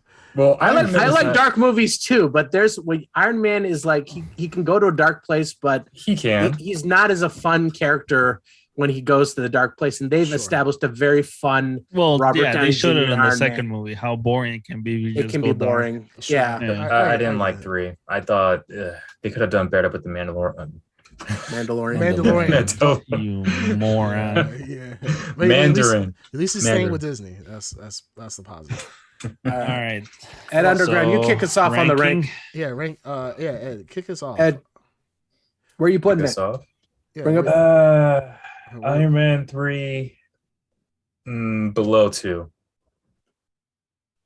Scroll up. well, I'm trying to find. I'm having such a hard time finding these movies. Yeah, you passed it. Go back one. It's right next to Black Panther. First row, last, second to last. First row. There we go. Jeez, these are hard to see. Man. I mean, I'm looking at it on a tablet screen. Yeah, well, I'm looking on like a 27-inch monitor. I'm still struggling. Ed, where do you want to see it? Where do you want to drop it? Below Iron Man 2. So you think it's the worst? Of the Iron Mans, yeah.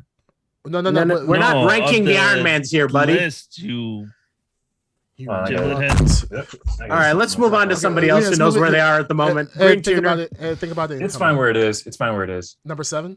Yeah. Okay. So number 7. I disagree with that. Yeah, no kidding. I'm gonna put it above Iron Man 2. All right, so you would say okay, like this. Behind the Hulk. I would put it at 6 as well. All right. It's better than Iron Man. The situation. I agree it's better than Iron Man 2. I feel it's better than Incredible Hulk and Thor. So you would put it at number 4. Wow. I would put it at number 4. You but really love that movie. Well, no, I'm just saying it's better than those movies is all I'm saying. I think it does. I'll compromise with you. I'll put it up to 5, and I'll put the Hulk down 1. I'll take that. What you think? Yeah. Sounds good to me. Yeah, because 5 and 6, I think they're kind of interchangeable. I like 3, but I fully understand why people don't like 3. So this is not something I can.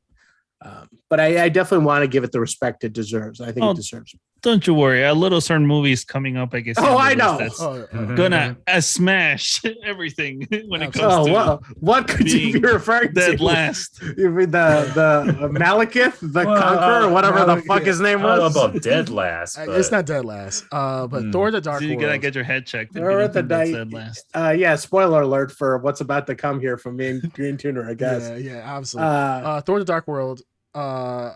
2013, same year, came out with Iron Man 3. I did not like this movie. It felt like Thor reversed back into stupid superhero trope type of movies, and it got boring. It got boring. Yes. Again. Oh my God, was it boring? Yeah, I felt. I'm not gonna lie. I kind of fell asleep at the end. Yeah. The only thing I liked about Dark World was once again Loki. Yeah, I mean, I'm a big fan of all these movies. I could tell you, I could tell you the director, and I could tell you the villain. I don't know crap about Thor 2 because I don't remember anything about Thor 2. I don't even remember the plot of Thor 2.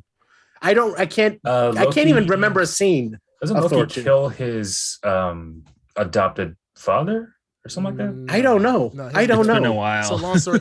I remember. Long story short, it's Jane gets she gets infected with the Power Stone, or I think right. Yeah, it's called the Ether, I believe. Ether, yeah. At the time, it's called the Ether. Yeah, so she gets affected with it. The Dark Elves come back from exile due to sure, like they do. Yeah, just like what's his name? Not Zeus. Odin had beaten them. They came back and they found the Ether. They infected Jane with it. Stop. You're already boring me with your sum up of it. Yeah, Thor Dark World. The thing is, the Thor Dark World, the action is not horrible. It's just the story was boring. Well, name me one good thing about this movie. Just give me one good thing. Remind me what was good here. Movie with the girl as the villain. I forgot her name. Hella? No, that's that's how good it was. Okay, that's no. Hella? No. Don't This was Malekith. I was asking. Please give respect to Malekith, please. Yeah, Malekith. Yeah. You know, Malekith. You dare say that our again. boy, the white dark elf. Yeah. Can anyone name a scene from this movie that's memorable in the MCU? The one scene that was please cool was when the credits. Shut up, he was waiting for that zinger. I know, yeah. Even the chat agrees with us on how boring this damn thing is. Yeah, it was. Remember the scene? So there was a part where they were like be able to change like space, whatever, and able to like teleport things around like different planets. And Thor throws Mjolnir into one of the portals. It goes like to like the elf dark world.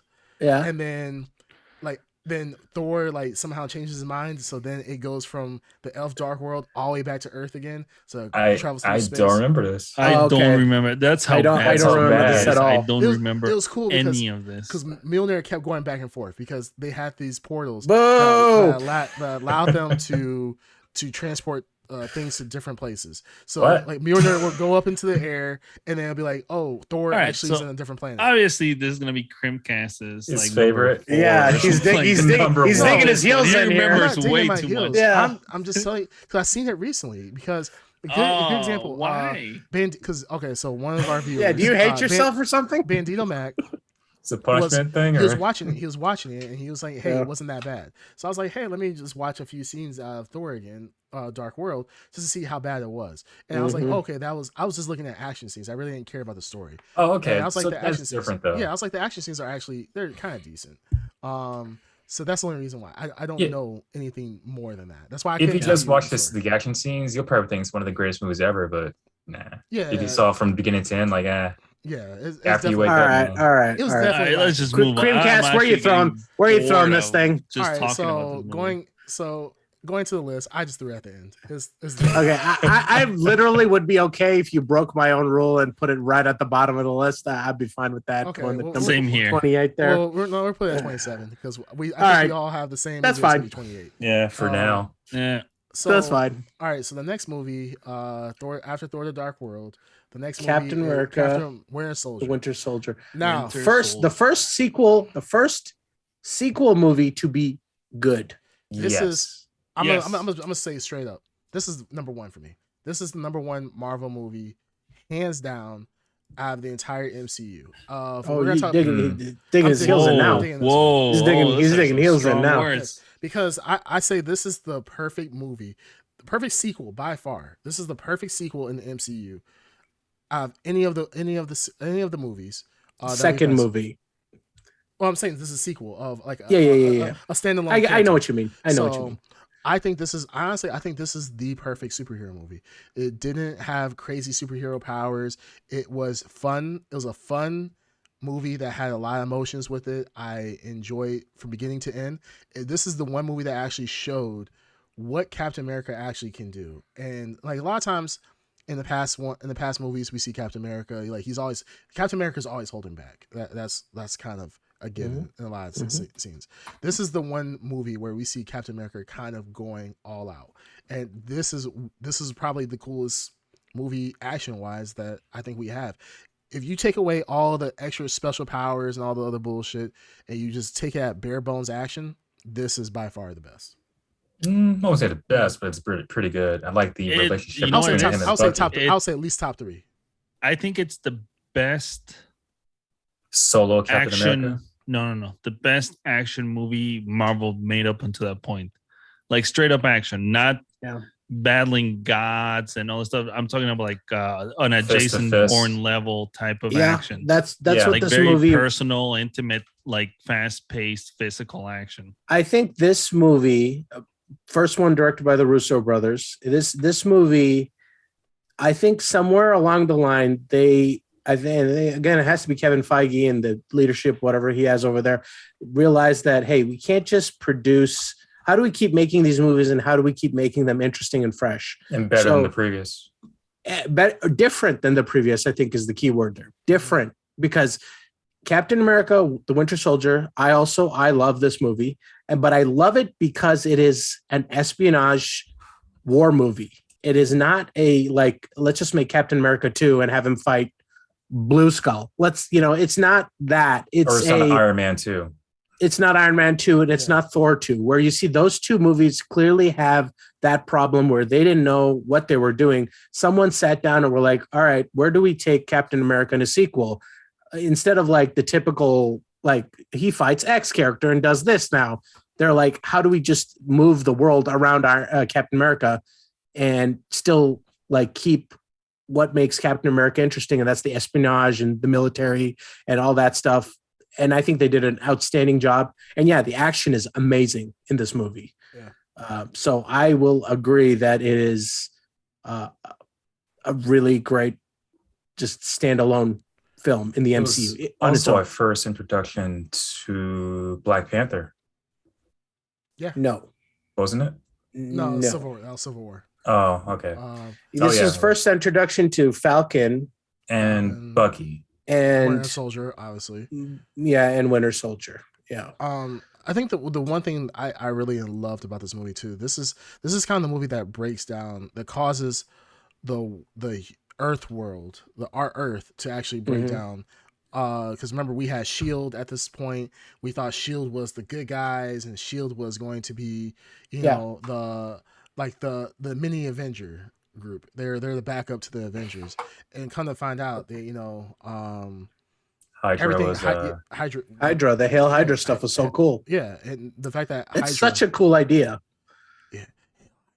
No, yeah, that cool. It was everything really cool. You've been watching, like the Shield structure that assembled the Avengers, that's been around, has been compromised this whole time. That's such a cool idea. It was a really cool idea, and I love the fact that they turned our world upside down.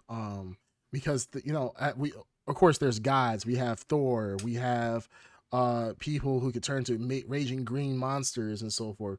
But I mean, just good old regular people. The fact that our entire world has changed to what we thought we were on the good side, and it actually changes to be that we're actually just as bad as everybody else. We just didn't know about it. It was such a cool surprise. And we're talking about rug pulls. That's a kind of a cool rug pull overall. The fact that we were building up to this for several movies, where we have Agent Coulson, Nick Fury, and all these other people literally get betrayed, and an entire organization turns against them, is super cool. And it's cool when, even when we talk about the later movies, that this is still being talked about today. Like Sword, the reason why Sword exists is because of the fall of Shield. Why we are still dealing with whatchamacallit, the red, not is it the Red Room? Yeah, the Red Room, and so forth. Red Room, yeah, with Black Widow. Like we're still dealing with the repercussions of Shield falling. I mean, even with the Secret War, like we're gonna be dealing with this for a long time, and it was such a cool concept, and I just loved it. So, I mean, even for me, I think it's number one because of just the impact of this movie overall. Like, yeah, it's cool seeing gods and wizards and everything else, but to see the actual real life ramifications of if you removed all that extra stuff and what would happen to just regular humans, I think is beyond cool. I wanted to see Red Skull, but didn't happen. Yeah, but see, because you would have seen Red Skull if they were going to make a typical Iron Man or Captain America 2. If they were going to make that, then that would have been the easy win. But this is why this movie is good. They decided to go for what's important to the character. What would have had a better, the progression and the conflict between Winter Soldier, Bucky Barnes, and what the decision Steve has to make is his friend. How does he fight his friend? Does he, that struggle? You see it. You see that struggle, and you see that relationship with Falcon grow. This is a pretty important trifecta of characters. Yeah, these three, this friendship, and you're kind of seeing that develop. But the Bucky Winter Soldier, that even him resisting and trying, remembering who Steve is and all that stuff, that's really good. And they did it really well. Great. Just a great movie. Stands alone very well. It does. Yeah. It does. You could watch this without watching any other movies, and it's like a self-contained story.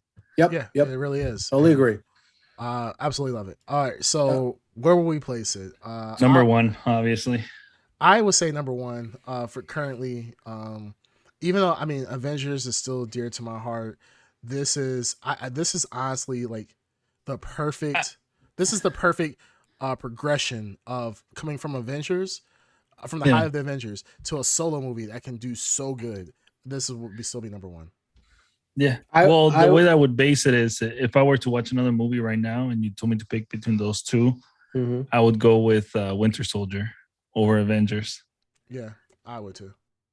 I would absolutely agree with all of you. That I think it's just a really well made movie. It just done well. Yeah. Ed Underground, where would you place it? It's a tough one. Come on, Descent. Be honest, man. No, I'm of course being honest. It's just a tough one. It's a tie between the first Captain America and the second. So, you wouldn't even number rank. So you would put it at number like 4 or 3 or 4. Oh, I'm sorry. Yeah, you put it at 3. I don't know. All right, well, let's Okay, just we're gonna put it number second to Avengers. majority. Well, I mean, is we putting already it at voted 1. him out. Yeah. So it can be Second to number 1, no Avengers. matter Second what. to- Second to Avengers. Okay, so he'll put number 2. So we're gonna stick it at 1. Wait, I did think you we're say- sticking at the 1. All right. I was Yeah. thinking of Captain America movies.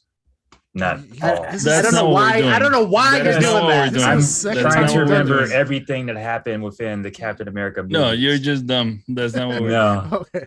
I'm So- sorry, you guys. Damn. Alright. Okay. Baby. All All right. right. So All right. now we got through that. This is now 2014. 2014. Now we've 2014. got Same year as Winter Soldier. Soldier. Good Which year. is- Another good Talk about the to D F, level F characters. This is F. F.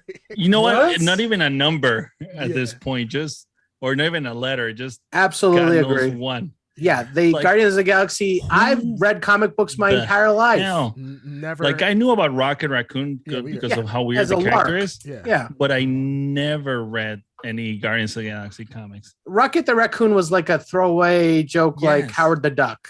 It was Yeah, a Like comic- Squirrel it's- Girl or just any was of a these reference. random dumb. Same with Groot. It was a Yeah. reference. Yeah, it's Yeah. just a reference. No one actually knew anything about the story. It was just something that you knew existed. It was in the back Yep. of your mind. Yeah. I was surprised. I was really surprised at how this movie came Okay, out. this movie was. Yeah, this Yes. movie was actually really good. And I was like, this is Marvel. I mean, we've talked about this before. It's like Marvel has such a rich repository of heroes. And to be able Yes. to pull something out of the shelf, dust it off, and actually Yeah. make it into a full feature-length film by itself. Like, I don't think there was no cameos from any other Marvel franchises in this Oh. movie. I think No. Thor. The major. The yeah, Collector, was the Thor, Collector? Yeah. No, the Uh, Collector, Thor, not in this the was first already one. Collector was Sif. the second one. After the second one. Wasn't Sif in this one? Who? Sif, I don't think was in this one. Sif No. interacts with the Collector. She either That does was in it. Thor 2. It was the Dark World cameo as Yeah. the Dark World Stinger was. Yeah. But I don't think Collector. there's any other characters and cameos in the first one. I think it was all in the second. Yeah, I think it was all in the second. So Yeah, the fact that remember. they were able to make a standalone movie without referencing Iron Man or anything else is Mhm. badass in of itself. I Well, thought that was it was also the perfect combination of getting the right director for that movie as well. And the cast. Absolutely. Because we saw him do that same thing Yeah. with Suicide Squad, yeah. where he can Yeah. grab these like Jimmy super Gunn. obscure characters and just make, turn them into Mhm. gold. Yeah, And the James- cast was James- really good. yeah, James Gunn. James Mhm. Gunn knows how to pick a good cast, get a good cast going, and knows how to really write a really good script that's compelling. I mean, for somebody that like Groot became pretty much a lovable icon overnight. They had toys. Remember the stupid dancing toy Yeah. that everyone was buying? yeah, Yeah. Yeah, They- dancing Groot. yeah. And Yes. Vin Diesel, I think he was the highest paid actor for the least amount of words ever said. Least amount of work. Wow. Yeah. Hilarious. Yeah. But I what a didn't even good. know it What, was in Vin hi- Diesel till later. but in hindsight, can you like? It feels like he is part of that. Like even though he says one word, I criticize that decision early on. But by the time you get 3 movies into Groot, Yeah. You can't You're have like- someone else do it. Yeah. yeah, there's nuance Yeah. to his I am Groot. There is he does give a nuance. Yeah. emphasis to it. Yes, he Yeah, does. he So does he's have an He does what? actor. Emphasis. Hold on, Ed. He does what? What's that word you said? He put some emotion behind it. No. Okay. What's the other word?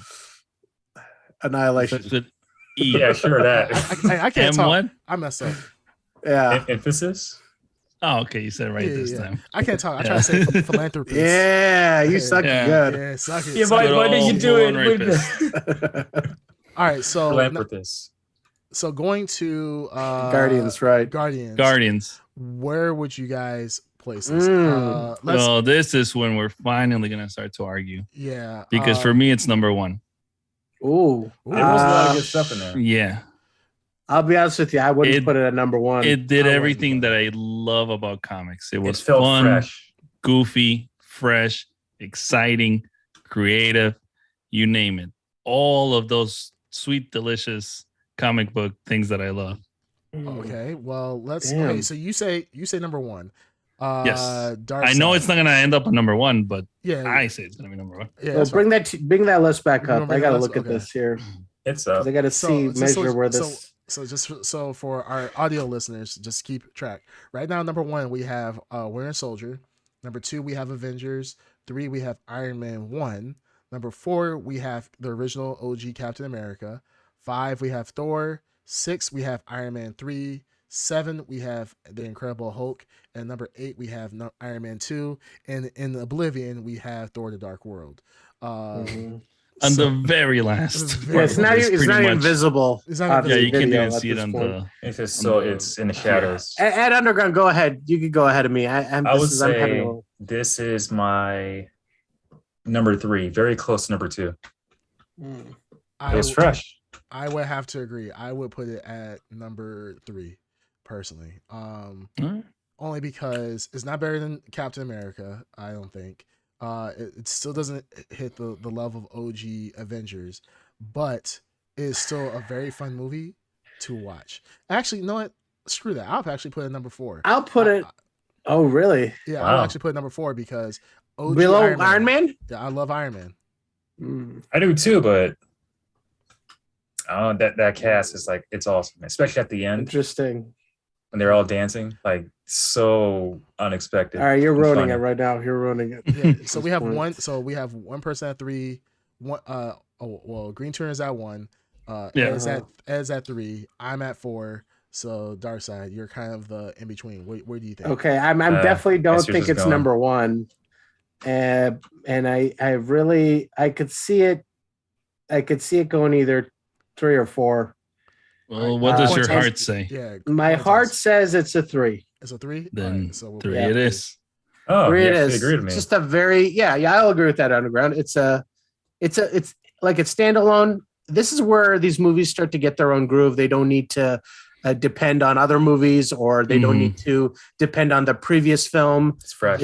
If they're a good film, they're just a good film. I will agree with that. This is a standalone superhero movie that can stand by itself. You don't need extra tie-ins, and if you just watch this by itself, you will have a great time. All right, Thor: The Dark World, make some room, baby, because we got the sequel. Oh my goodness! Yeah, Avengers. You have some partners with you. Yeah, Avengers: Age of Ultron, Age of Ultron, 2015. A weird This made year. buco money Yeah, at of course the it did. box office. Of course it did, yeah. Incredibly anticipated film. Great villain. I'll say the best thing about it's probably Ultron himself. I think Ultron is the best. Ultron is a good villain. Ultron's Yes. pretty damn great, and He's a good villain, James yeah. Spader. James Spader as the casting for Ultron was perfect. It was spot on. Perfect. Perfect voice. Perfect cadence. He's got that creepy. I don't know. I can't It's explain. like he was like robotic, but he was still human at the same time. Like, Yeah. he truly did feel like the alter ego of Tony Stark. And Tony Stark. he felt like it was like a yin and yang, where they were the same people on like 99% of things except for certain issues. And I loved it. I was there for every second. Yeah, he had like a lot of quips and different mannerisms where you're right. It was basically like a reflection of Tony. Yeah, absolutely. So I mean, we know this is the Josh Whedon premiere film at that time. World premiere. Is this where they introduced Quicksilver and Scarlet Witch? Yes. Well, actually, they did it. No, Winter Soldier. They did in Winter Soldier. The Stinger. Oh, Winter Soldier. Okay. Yeah. But this is the first time you see them in action. like in In action. Yeah. That's where he dies, right? Yes, Quicksilver? Quicksilver dies. Yeah. Which- and Vision. Vision. Yeah, shows up. Vision. Yeah, This pops up. Vision's Oh, Vision. Yeah. Yeah, that probably, if you want to give credit to this movie for the things that it introduced, Vision was a Vision. big James Spader as Ultron. We can give props for that. It did introduce or touched on the coming conflict between Iron Man and Captain America. Yes. Their diverging philosophies. This was where you saw their the Civil War, the seed of the Civil War, and their ideas of what Iron Man wants to do with the Avengers and what Captain America wants the Avengers to be. I think they did those things well. So there was a game plan there. I could see that, but man, Was this the movie where we see Tony Stark viewing a video of Bucky killing his parents, or is it a different movie? That's- no, That's a different movie. Never mind. that's three. That's Civil War, right? Okay. Yeah, Civil War. We're getting there. Yeah, we're getting there. All right, so based on where we have it, where would you guys want, or based on what we have currently in our standing, where would you put it? I mean, anything from 10 below is fine with me. Whatever you guys want. Yeah, Okay. me personally, yeah, I would put it below. Well, we'll just throw it at 10. Yeah, we'll throw it at 10. This is definitely below Iron Man 3, I believe. This was a cool movie in of itself. There were some really cool scenes, like Vision grabbing the hammer. I remember. Yeah. There was so much build up to was a that. good scene. Yeah. Oh, and Captain America, he moved it. It had cool fan service, but it was like severely lacking depth or an entertainment factor. It really wasn't as entertaining as any other movie. Joss Whedon is a good storyteller. Like that, you talk about that Vision scene where he picks up the hammer. Mhm. That scene tells you a lot, like right off the bat, of like Vision. It does 50 things at once in one scene, because he's good at writing scenes like that can just convey a development and messages, and like that. I really like that scene too. Credit where credit's due. Joss Whedon's a very good writer. He's an okay director, and clearly he's a narcissist. But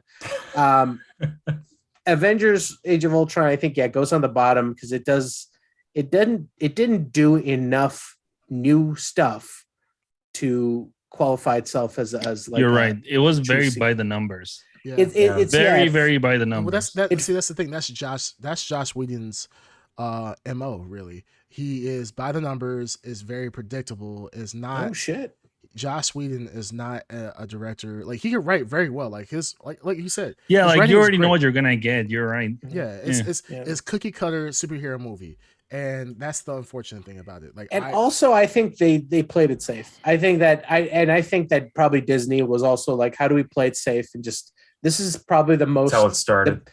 This is probably the most anticipated, biggest sequel they were making at the time. So there's a lot of pressure. It was just huge. Yeah, there were commercials everywhere. Yeah. Oh yeah. You couldn't go like a whole day without seeing at least 4 commercials. Yeah, and talking about the Hulkbuster suit, I mean, that was like one now. Of those Oh yeah. I know we didn't have. Wait, Hulkbuster was in this? Yes, Hulkbuster was in this. Well, that goes to that scene. So Hulkbuster's in this, and we didn't get. Was Crossbones in this? No, that was in That was in Civil War. No, Crossbones was in Winter Soldier. No, he wasn't. Was called he Winter Crossbones Soldier? He wasn't. He wasn't called Crossbones. Yeah, he wasn't called Crossbones then. But in Civil War, that's where he's Crossbones and he dies. Now we didn't have Black Panther, but Wakanda's in this. They go to Wakanda, right? Yes. Yep. And they don't go to Wakanda. They talk about the vibranium. It's on a ship. On the ship. Yeah. And then I think Claw's in this. Claws, yeah. So Claw's, he just see his claw. So they're starting to reference, and they talk about vibranium. The armor's made out of vibranium. So there are things in here that's cool, but I think they played it safe, and it's just this is the movie where or Banner is like, they're looking through the files because Ultron has gone to the internet. So they go old school looking through the files, and Bruce Banner is like, Wakanda? And they're like, Wakanda. And then, but it's kind of a cool scene because it also shows that it brings up parallels back to, once again, Captain America. He knew about Wakanda. He knew about vibranium. And he talks about, your father, I thought your father got the last of it. And then they had that small little dialogue. There's just so many cool things about that. There was a lot of little payoffs in this movie. But I think we're all comfortable putting it at last, at least in number 10 for all the movies. I'll say 11. Well, I would put this above Dark World for sure. Oh, no, this is above Dark World. We're just placing it at 10. Yeah. Just for the time. I agree. So we got a comment really quick from Bandito Matt. Talking about how the Hulkbuster scene does help to set up Civil War, along with other casualties and destruction, plus Tony being the creator of Ultron. Yes, this was a great segue into Civil War as an unofficial like Avengers movie. Yep. So I really, really love that about this movie. There was consequences to it. Sure. Again, it had a lot of content, but it was still very by the numbers. Yeah, it wasn't. Yeah. So even though it had all this info and all this like fan service and cool characters, it still couldn't rise above just being a generic. It's like superhero movie. I think it's Iron Man 2. Both of you guys said it best. It's like it's a milestone movie. It's referenced a lot, and it's important, like in later films, but it's just not. It's just not a good movie on its own. Yeah, I agree. Was this where they introduced what's his name, the villain that eventually does like the hologram on the chest? Hologram. Oh, Armin Zola? No, that was in the first movie. That was that's Captain. Was that in the first one? No, First Avenger. Oh, okay. Yeah. Oh, they introduced him in the first one, but then you don't get to see his electronic form, his digital form, in Winter Soldier. Yeah. Okay.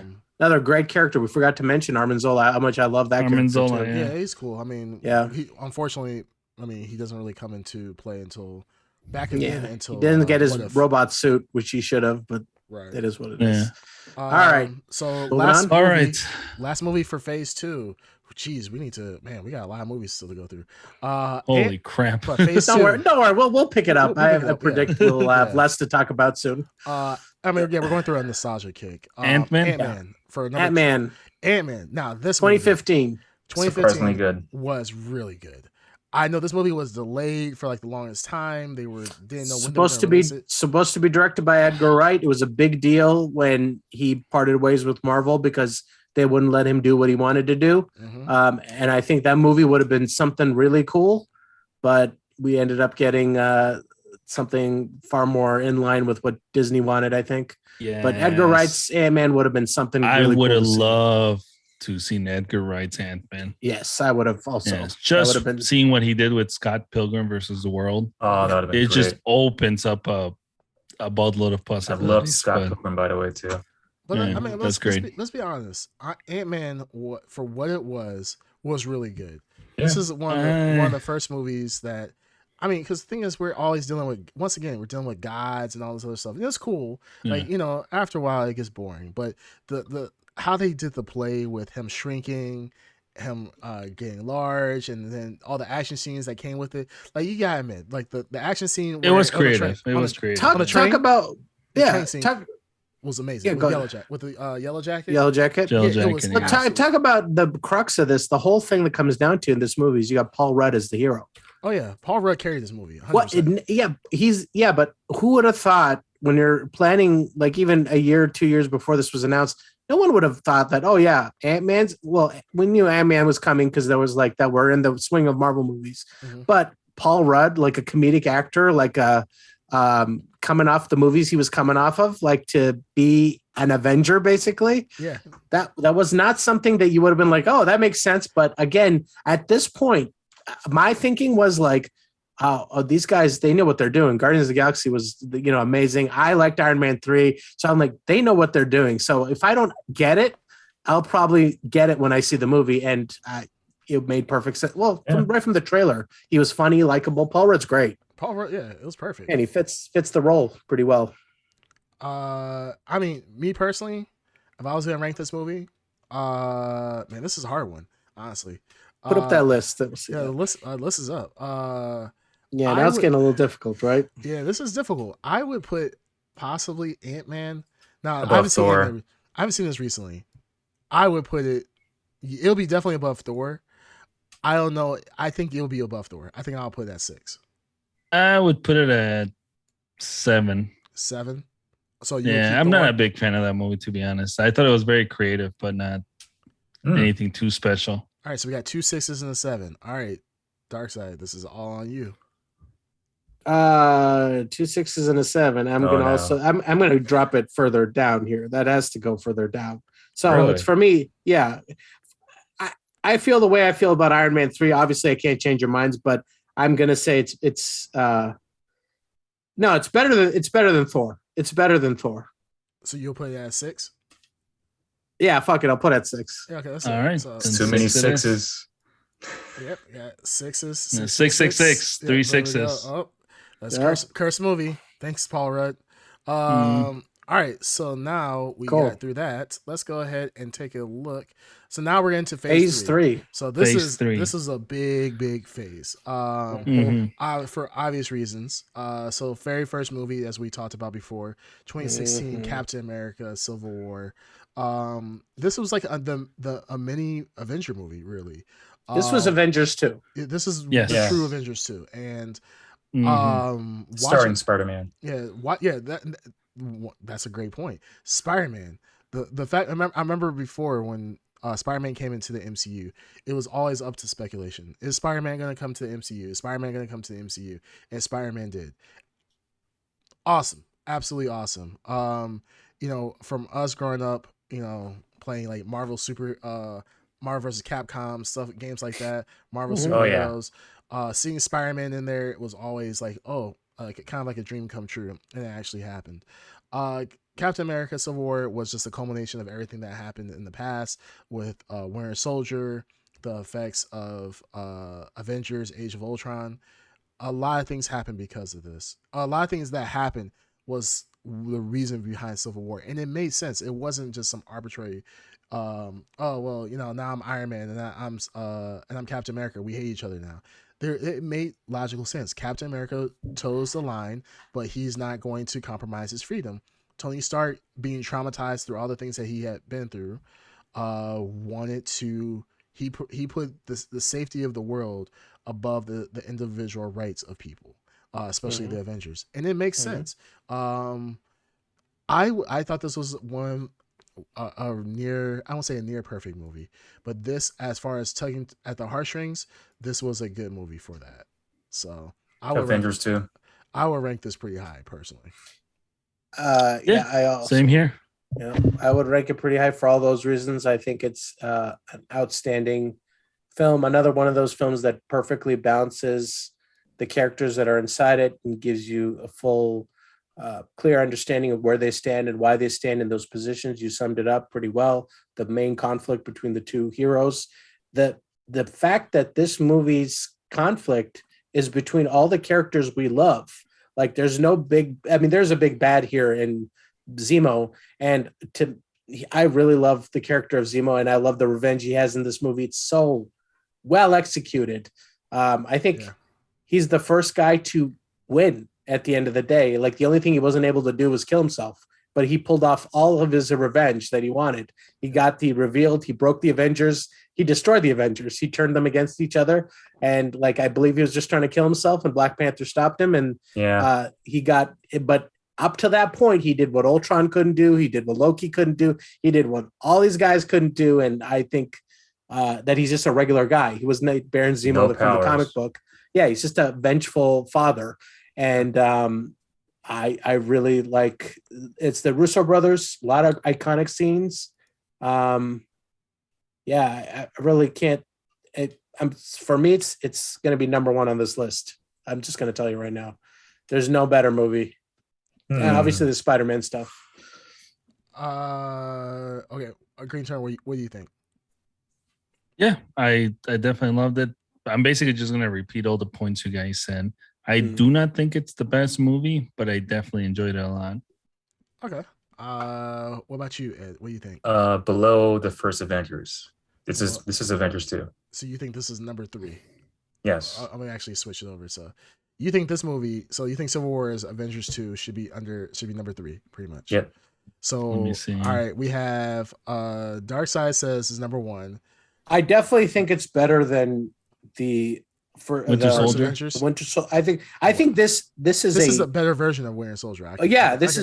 This takes everything Winter Soldier does and executes it better. It's the Russo brothers again back for another take, and they outdo themselves. So I think it's better than the Winter Soldier, and Winter Soldier is outstanding. So that's why I say it's number 1. It's the best Avengers movie, hands down. It is the best at this point. What we're looking at, it's better than all the other ones. It is the best Avengers movie so far. I guess by that logic, I just wasn't. Again, it's not. What's holding you back? I would say, okay, I have to it's better than the first Avengers. I'll say that. Okay, so obviously, so you would put a 2 or 1? 2. 2. So I agree. Why do you guys think that Winter Soldier is better than Civil War? What makes Winter Soldier better than Civil War? The character that's portrayed, it being in a different time. What do you mean different time?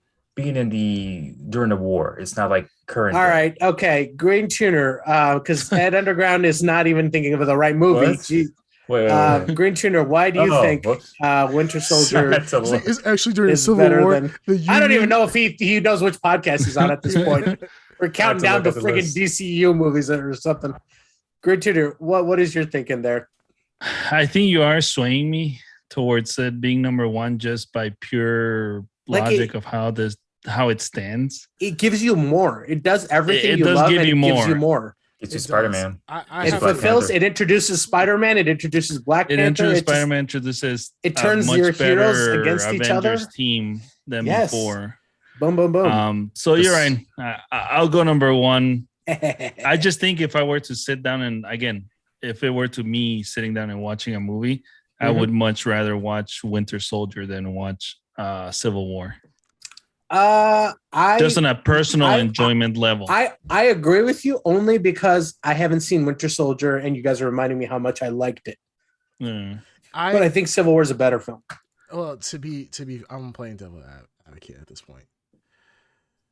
Yeah, it's number one. You can't. I agree with what Green Tuner says. I would rather watch Winter Soldier just from an enjoyability type of standpoint, but honestly, Civil War is the version 2 of Winter Soldier. Civil War is version 2 of Winter Soldier. Civil War should have been the second Civil Avengers War movie. It should have. Agreed. Well, I think the problem with if you would have made it number 2 is that then you wouldn't have had the. You didn't earn it. Yeah, you didn't earn it. You need to earn it. That's true. You need the update. Or it honestly shouldn't even have been a Captain American movie. It should have just been Avengers. Civil War. Either way, it gives Captain America the hat trick, the perfect trilogy, where no other film has gotten. No other film has gotten like 3 excessively better. Yeah, the third where each one is better than. It's like really a great trilogy. Captain America's outstanding. Yeah, it does. It does have the best trilogy for sure. Yeah. All right. So big surprise that popped up in 2016. A movie that we never thought would ever get created was Doctor Strange. 2016. A character on par with Iron Man before the movies were made. Lesser. But it was well known. He was because it had a big impact during the 80s or 70s. Yeah, Doctor Strange was. Doctor Strange was mainstream enough where people would know who he is, but he wasn't, in cereal boxes selling toys to kids like Spider-Man. He had no cartoon, whereas you're at least Thor and Iron Man did have cartoons. But Doctor Strange, he would make appearances on other cartoons. Okay. He did, but he hadn't his own. He didn't have his own standalone cartoon. Yeah, I think even Iron Man had a standalone cartoon. Iron Man had a standalone, yes. Yep. And Thor popped up in like Iron Man and you would see, but Doctor Strange was a reach, And you're a comic book fan, you knew who Doctor Strange was. Yeah, exactly. You knew who he was. You knew who he was because whenever there's a big event in the MCU, like Avengers have to go to Doctor Strange whenever you needed. Whenever somebody wrote themselves into a hole as a comic book writer and they needed magic to fix things, Doctor Strange would come in. Doctor Strange, baby. Yeah, so that's what Doctor Strange does. It was a very, very surprising film at the time. I was not expecting it. And honestly, I didn't expect it to be as good as it was. Benedict Cumberbatch. So damn good. He does. He's the perfect Stephen Strange. I literally could not think of anybody else being Dr. Stephen Strange. At the time of the casting, I was pushing very hard for Johnny Depp to get this role. But could you imagine? On hindsight, mumbling I'm glad, his lines through the whole thing. On hindsight, it turns out that MCU is free of a lot of drama that other franchises have to face. Yeah. So I'm maybe about to open a portal, Savvy, or whatever the hell he says. Savvy.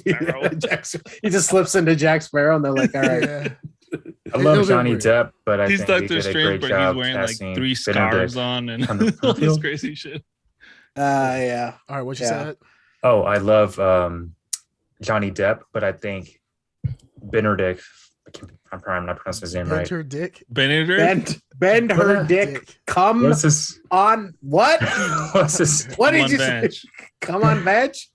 Yeah. My No. God. I Benedict think this Cumberbatch. person that they cast, yes, Don't him, get his that they band, cast please. as Doctor Mm. Strange is the perfect cast. Yeah. He's actually my Yeah. favorite MCU hero of all the currently involved. He became one of my favorite heroes too. Yeah. He's my favorite After watching this movie.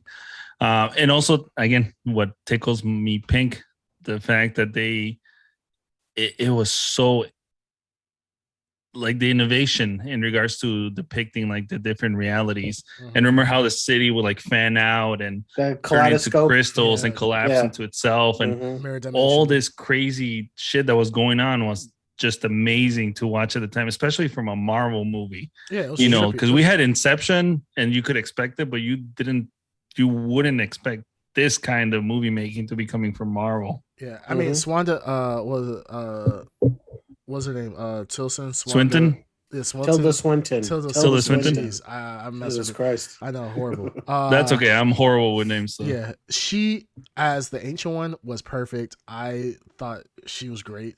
I know there was a lot of controversy behind Whitewashing. Yeah, whitewashing. And the funny thing is that we were just talking about earlier about how Marvel is staying away from a lot of the troublesome actors. Like Marvel runs into it, or Marvel/Disney runs into issues of like whitewashing and so forth, and being accused of that. But this was, I think that like the cast was amazing. Well, there was one big reason why they made Tilda Swinton into the what's it called? Into I want to know why too. Yeah. What is it? I like her as an Being that actress. China doesn't acknowledge Tibet Oh, or right. any of that Yeah. horseshit. Yeah. And there was no way they were gonna show an old Asian Tibetan, Tibetan. Basically the type Dalai man. Lama. Yeah. They weren't gonna have the Dalai Lama on a movie play on their, on their country. The funny thing is, like, Kevin Mhm. Feige after the fact, Kevin Feige was like, "Oh no, I really wish we hadn't done that." Yeah, just like- he's now hindsight. Dude, everybody knows what you're doing. So Yeah.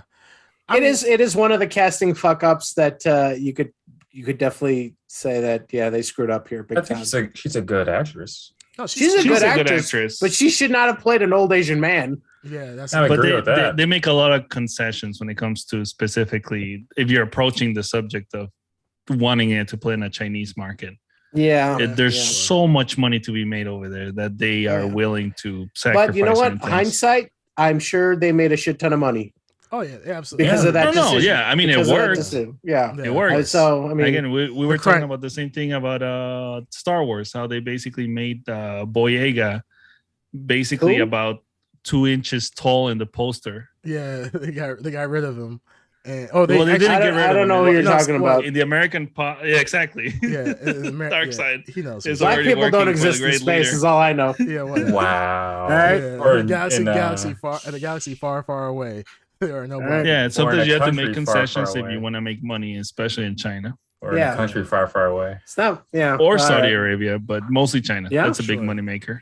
Yeah. All right, so let's take a look at the poll, or not the poll, the tier list. Their list. Okay. Yeah. So Not tier what are list, we rank doing here? list, jeez. Doctor Strange. Doctor Strange. Doctor Strange. I would put it honestly at I would put it in the top 5, somewhere in the top 5. I would.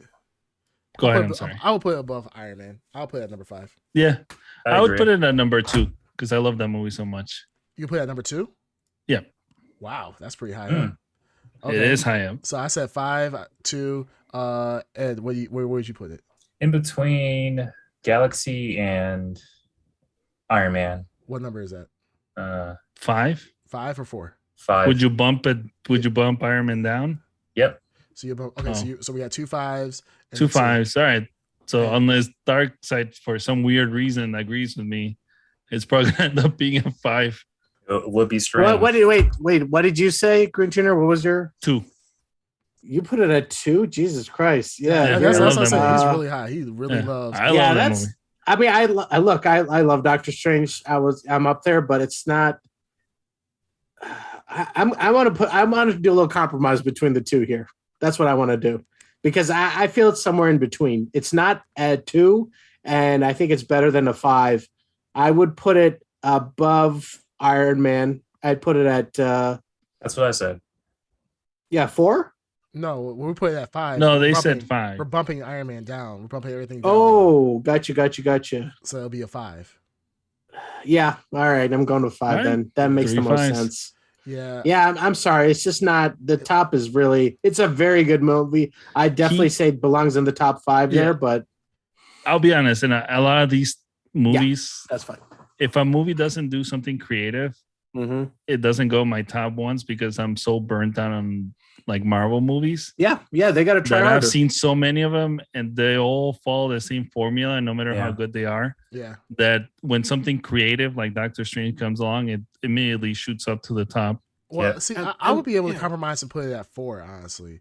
And putting No, that's fine. 5 is fine. No, I say 4 is because this between the two movies, this Guardians of the Galaxy, I do love it, but this movie was Doctor Strange was a lot of fun. They both do. Mm-hmm. They both have the same impact, so I would be fine with the 4-5 swap there. Yeah, I think 4. I think it's a very good movie. Yep, yeah. I'm fine with that. Yeah, I think that's a good compromise. All right, okay. So going to the next one. 2017. Right, so 2017. Now we Guardians of the Galaxy 2. What do you guys think of Guardians of the Galaxy 2? I know we think very highly of James Gunn and his directing skills, the cast and so forth. Where would you guys place this movie? Trying to remember.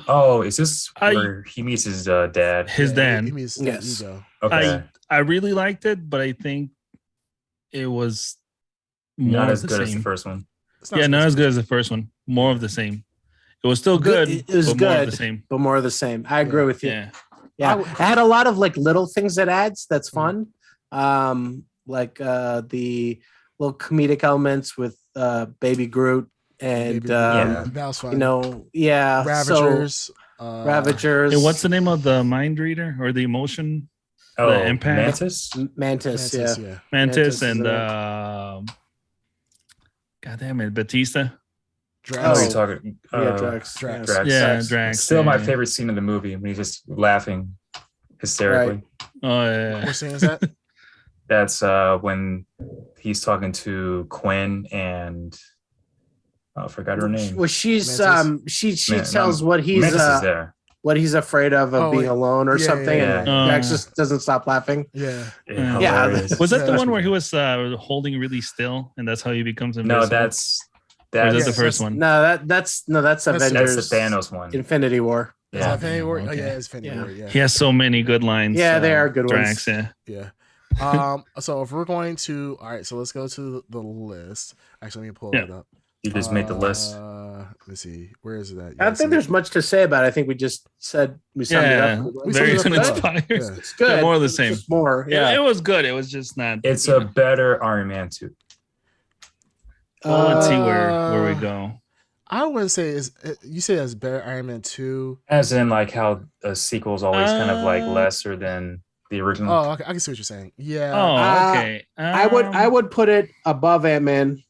Yeah, that's what I was thinking. Yeah. I would put it above. Yeah, Ant-Man. Same here. Probably so what, 8? Yeah. And bump everything else down. Yeah, yeah, sounds about right. It's kind of in the middle there. Yeah, it's nowhere near as bad as the other ones, but yeah, it's definitely more it's enjoyable. not a bad movie, but you're right. It's just basically nothing new. It's definitely more enjoyable than Thor. I wouldn't know. Yeah. It's about the same as Ant-Man. Still not at the level of the OG Iron Man and Captain America. So yeah, this I think this is good. And this actually that's pretty impressive overall. Like I know we were just talking about 3-peats and so forth for like Captain America, but can we be honest?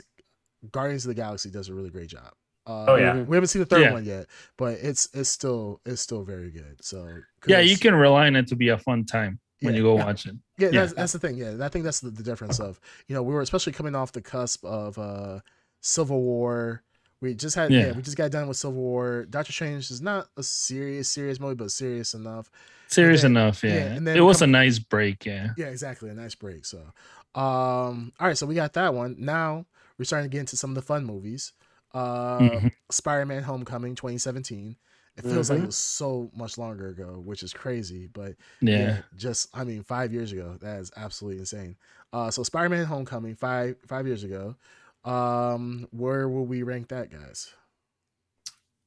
Bring up that list. What'd you guys think about it first and foremost? It's a good movie, but I think it wouldn't be fair if I was to compare it to the previous Spider-Mans. You I don't know. don't We're compare not it to the comparing previous it to Spider-Man. the- Where I does it know, but rank I in the guess- MCU? Just in my head, like the first I Spider-Man. know. was, Yeah, you keep doing that. All right, so Look, so Iron Man is a major part of this. They don't just dump Spider-Man out there on his own. They do a very good job of kind of transitioning him on his own with Iron Man and the MCU. Of course, MCU is very much established at this point, so there's a lot of easy places you could drop him in, but they do a really good job of building that Tony Stark Peter Parker relationship, which is very important and just continues to be important as that culminates. I think that as a Spider-Man film, and I think that's where Ed Underground was going, I think it's a very good Spider-Man film outside the MCU. I think it's a very good film. Yeah. But within the MCU, within the ranking, it's a great origin story without having an origin. He still is developing, and I like that. And you still get to see the origin of like his like costume and they give him gadgets, something that Spider-Man's not used to, but fits really well with the Tony Stark influence in his life. So they do a lot of things really well. Can you throw up the tier list so I could take a look at it? Yeah. I don't know. What are you guys' thoughts on the film? yeah, it's a good, fun film. Yeah, it's a good fun film. It's just it's I don't know, difficult just to in my where to mind, place for it. some reason, I don't equate it to MCU. I In my don't mind, either. for some reason, it's in the Sony universe. Sonyverse. Yeah. Yeah. I would. All right, so top half, bottom half, or middle? I guess at this point, that's where we have to kind of like put it. Middle, I would say. I would say middle. Yeah, the middle. What do you mean by middle? I'm confused. The by that. middle of the list is basically middle yeah. of the list that we have so far. I yeah. would put it honestly. I would put it around 7, about 8 or 9, personally. So is I would it put better? it probably it a is- 9, to be honest. I would say Yeah. it's better than Guardians 2. It's definitely better than Guardians 2. So maybe make it 8. I would put it. Yeah, 8's Yeah, fine. I could see it at 8 pretty comfortably. It's satisfying to put it at 8. Yeah, I think it's overall it was a good movie. I enjoyed it. It was a lot of fun. But now we're getting to the point of like, see, I think, and like looking at these other movies, there's a bit of nostalgia that comes with it. So, a lot of these movies, I mean, they're just gonna hold a good place in the heart.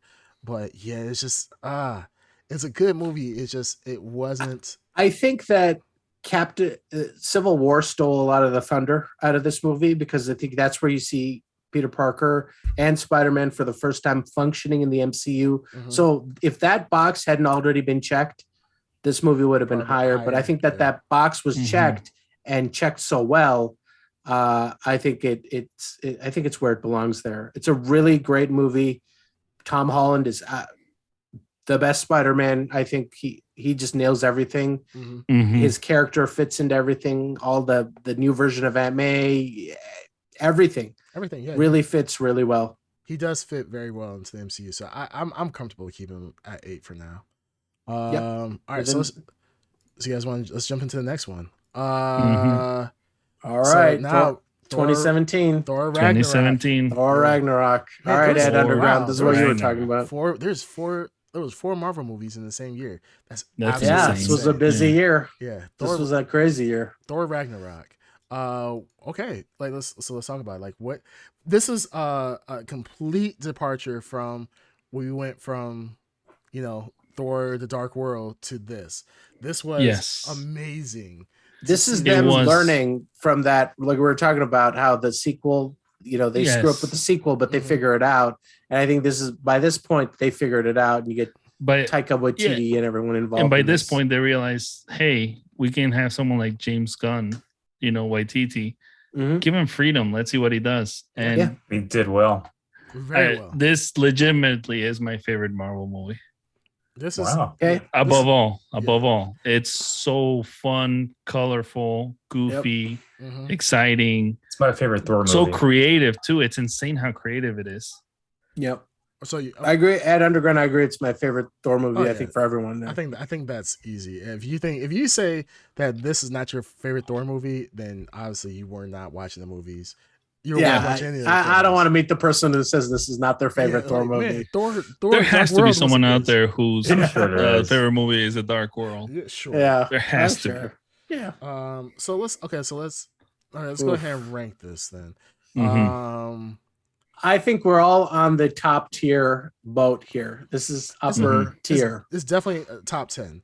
But let's Ed Underground. Where would you put it? Since you said this is you're above Thor, where would you put it in the top 10?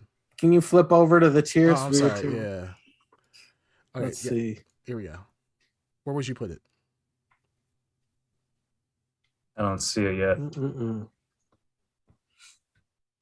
All right. Okay, Hold so on. okay, I'll do. I'll go first. All right. It loads up for you. I got it. I got it. Okay, go ahead. I would put it above. Yeah, Man, I see it. You'll put it where? it's kind of tough.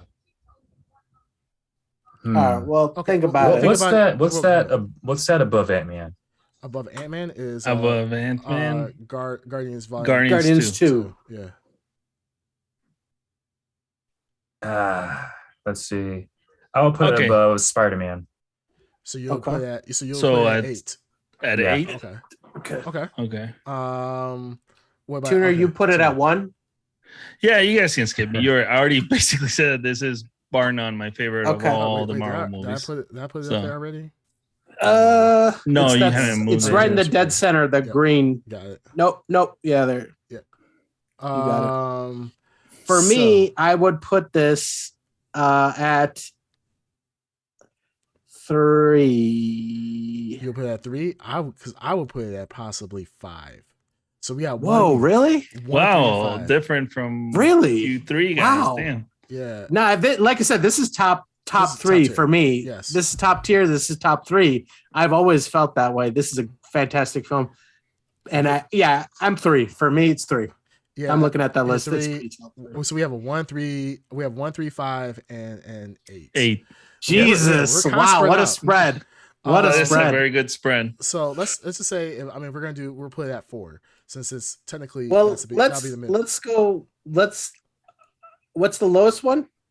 8. Yeah. So I'll 8. say Okay. between a 1 Let's and 8. let's put automatically we're gonna have to move it up to, because I think we can all agree, except for Ed for some reason, that it's better than 5. You said it was 5. So Guardians of the 4. Galaxy. I'll put it at 4. It's Oh, definitely it's better than way 5. better than Guardians of the Yeah, Galaxy. I would say it'll be 4 or 5. 4 or 5, right? Yeah, so, So bumping Guardians down. I think it's better than Doctor Strange, is what I would say. I could give it that. I think this it's is just a very such fun a. film. It is. It's really great. Like Yeah. it literally set the stage for how the Guardians talk now, right? It Yes. sets up Thor now. It set up like end game event. I mean everything has been set off. It gave you reintroduced you to Thor and made him way more unique and likable. Yes. and likable. Yeah, than he Yes. was before ever. And we were talking. Yeah, about not before, as how- serious, It gave- much more fun, goofy. It gave him like genuine like issues that were Yes. and he has real issues and they're funny. Yeah. Like his like he has like depression. He has serious depression. He does And have serious and they depression. managed to make it funny, which Yeah. is messed up, and the but it fact- works. And I mean, I Dark think- humor. Yeah, it's Yeah. dark humor. I mean, yeah, I think it's just a great film. This is a fun film. And to watch. also Yep. a depiction of Planet Hulk. Obviously, Yeah, it wasn't Planet Hulk, I but a would depiction love of, for them to like. Yeah, kind it of was Planet expand on Hulk. that. It was the correct planet. It was Scar. it was Oh, but, okay. but it wasn't Yeah. like It what he's wasn't. saying. It was a planet full of Hulks. That's what he's saying. Oh, yeah, well, the Planet No, Hulk. no, Well, no, I like, meant Planet Hulk, the comic series, book run. the comic book. I'm kidding. Yeah. Oh, okay. Yeah. You just want. I'm being sarcastic. Although that would have been, I mean, the only thing that would make this movie better is if you would have fought in the arena, if you fought Silver Surfer, because that's what happens in Oh. Planet Hulk. Ooh. With like when he had the Yes. surfboard as a shield and he had the armor on. Ah, so cool. Maybe they will do that once Mhm. he introduce Silver Surfer, like some kind of. Or what's the flashback, whatever. horse guy? They said they're going to do a world. Oh yeah. God damn. Now I'm forgetting. Beta Ray Bill or something? Beta Ray Bill. Yep. Beta Ray Bill, yeah. Yep. I know they're Yep, still yep. trying to do World War Hulk to an extent, but I mean, I think It's hard to make a standalone Hulk movie work. Yeah, right. That's the thing. It's very hard, and I think with them introducing She-Hulk, and I think you have to warm people up to getting Hulk again, because Hulk hasn't had a standalone film since 2008. So all right. So I think out of respect, Green Turner and I have to stand down for the next ranking here. So for the next the next one, that's number 28 for me. Yeah, Black Panther. Yeah. Wow. So going to Black Panther, we got it. Yeah, everybody's gonna rank it low except for the one black person. You made it the two. No, you're still gonna rank it low because you're gonna be I like Black Panther. You actually like it? I was surprised.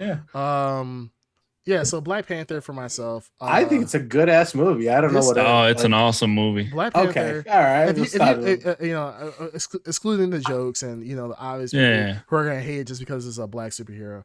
This was a really, once again, this is Marvel catching its stride. It knows now how to make good superhero movies where it's humor, but there's some serious connotations to it. Where kind of like we were talking about with Thor. Thor's actually dealing with some real depression, but they make a joke out of it. Here, they're talking about like colonization and, black people rising up to pretty much to fight their oppressors, but it's still a good action movie that still has like really core values about it that instead of, you could go really dark and deep into, slavery and so forth, but they twist it around and make it to a story of like redemption.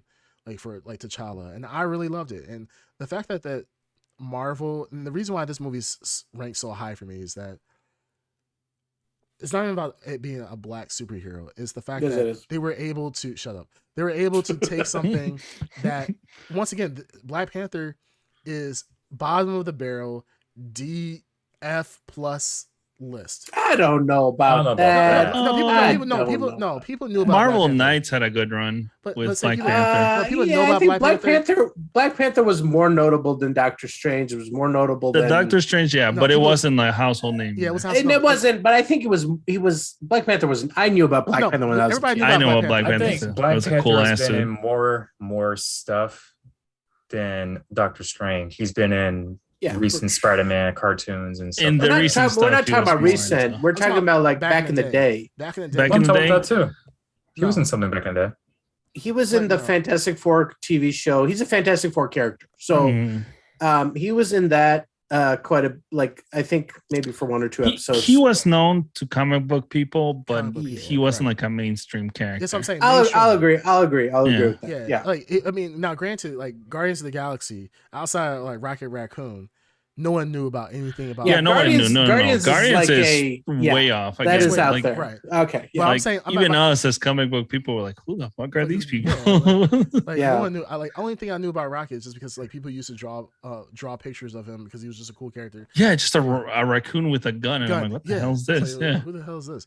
But I mean, as far as like characters, like superheroes that are comic book people would know, still Black Panther. And when we go back and think about it back in the day, there was no way we were ever thought there would be a Black Panther movie. No. And the fact that they made that is amazing. So I rank it pretty high. If we're going with the same idea of, hey, we ranking movies based on them doing something new and different, Black Panther ranks very high. And then also the best thing about Black Panther, period, hands down, is Killmonger, the villain. Probably one of the best. I was just gonna say that. The cool thing about Killmonger is he has a good reason to be a villain. Yeah. Like it makes like anyone in his position would have been a villain. You sympathize you sympathize with him. And also the other thing I liked is that they started doing musical cues for different characters. Yeah. And Killmonger's musical cue stands in my mind because of how well they used it. So whenever he would walk into a room, they would do the little cue for his own little music. Yeah. So you knew that Killmonger was coming. Yeah, Ryan Coogler, I think as a director, he did a phenomenal job with this. Cool. He did stuff. He did like Fruitville Station, I believe, Creed. which was Creed, great movies. So the fact that he was able to take that and translate that into an action movie like this was really good. And now, Go ahead. Yeah, go ahead. I was just say this is one of those movies like we were talking about before, like with Winter Soldier, where we can understand like both sides of like with Bucky and why Captain America is doing what he does and why Iron Man is doing what he does. This is the same thing with this movie. You can understand both sides, and I love that. It's deeper, even more so because they did show that Killmonger was betrayed by everyone, including his own basically people. Yeah. Like everyone turned their back on him and just forgot about him or decided to forget about him. Mm-hmm. Yes, Zartai, you're about to say something? Yeah, great music too in the I hate you. The movie. Yeah. No. I mean, I honestly, I will say the soundtrack is outstanding in the Black Panther. Yeah. But no, what I was gonna say is that Black Panther 2 is supposed to come out this year, and they have not talked. They have not shown any images from it. It's one of the top secret things Marvel is working on because I hope it's because Killmonger returns in this movie and they don't want to spill the beans on it. I hope there's a little multiverse madness going on over there because, you know, especially when your main actor dies, I mean, in IRL, it's pretty rough. So, like, I don't know. That is rough, yeah. Yeah, I don't know how they could possibly continue without the magic of CGI. Yeah. Yeah. Well, no. Man, can we be honest? Like, big shout out to this movie. Of all the movies, like, you know, with what's his name?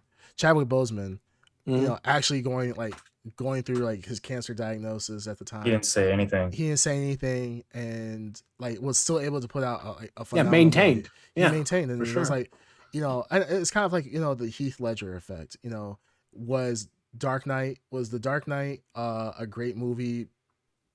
Would it have been a great movie, especially Joker, if it wasn't for Heath Ledger dying? We don't know.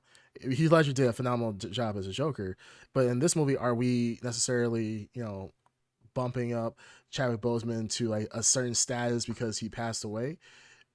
People could say that, but I think he did a phenomenal job in this movie. I think he's gonna have a James Dean type legacy where he was like died early on in his career and he had a lot of like potential. Hits. Yeah. So he's gonna be remembered positively. Yeah. So I think he was well respected even before his unfortunate passing. So, he definitely was. I watched what was it, 21 Bridges? I watched that as one of his movies that came out before his passing. Is that the war movie? No, 21 No, Bridges. that's like a crime. It's a crime. Yeah. Where like didn't he also do a war movie? He did a musical, he wasn't in the musical, but there was like a lot of music going on. I've never watched any of his movies. Boseman. So the only thing I had to judge him by is Black Panther, and it was you never saw the one talent. Jackie Robinson movie. What's that one called? No, 21. No, it's not 21. Is that 21? Yeah, 41. 41. Is it 41? Jackie Robinson's 41. 42. 42. No, yeah. I didn't watch. That's a decent movie. I will say it's a very biopic-y, but I think he's good in it. Yeah, I think with Chadwick Boseman, like I said, like, you know, I don't want to necessarily give him the Heath Ledger effect, only because I don't want to. I want people to actually be recognized for how good they are, not just because they passed away. With Chadwick Boseman, I think he played the perfect T'Challa. Like, I could not see anybody else do it like him, and I think that's the magic with Marvel and Disney, is that they know how to cast. Even though you might have, you know, your opinions at certain points in time, they know how to cast and know how to make it work. Now, is that part of it just because we just accept everything at that moment in time, like with Black Panther? Sure, absolutely. But I'm pretty convinced that there is nobody who could play T'Challa like he could. Same thing with Killmonger. I don't think Michael B. Jordan. Like he could. I'm pretty sure they could find an actor that would make a very good version of T'Challa. Right. It's just at this point, because I was looking at the chat about recasting. If Disney were to recast that part, they would get so much flack. It's not worth their time to try to recast it. But Chadwick Boseman's brother did say that Chadwick would want them to recast T'Challa.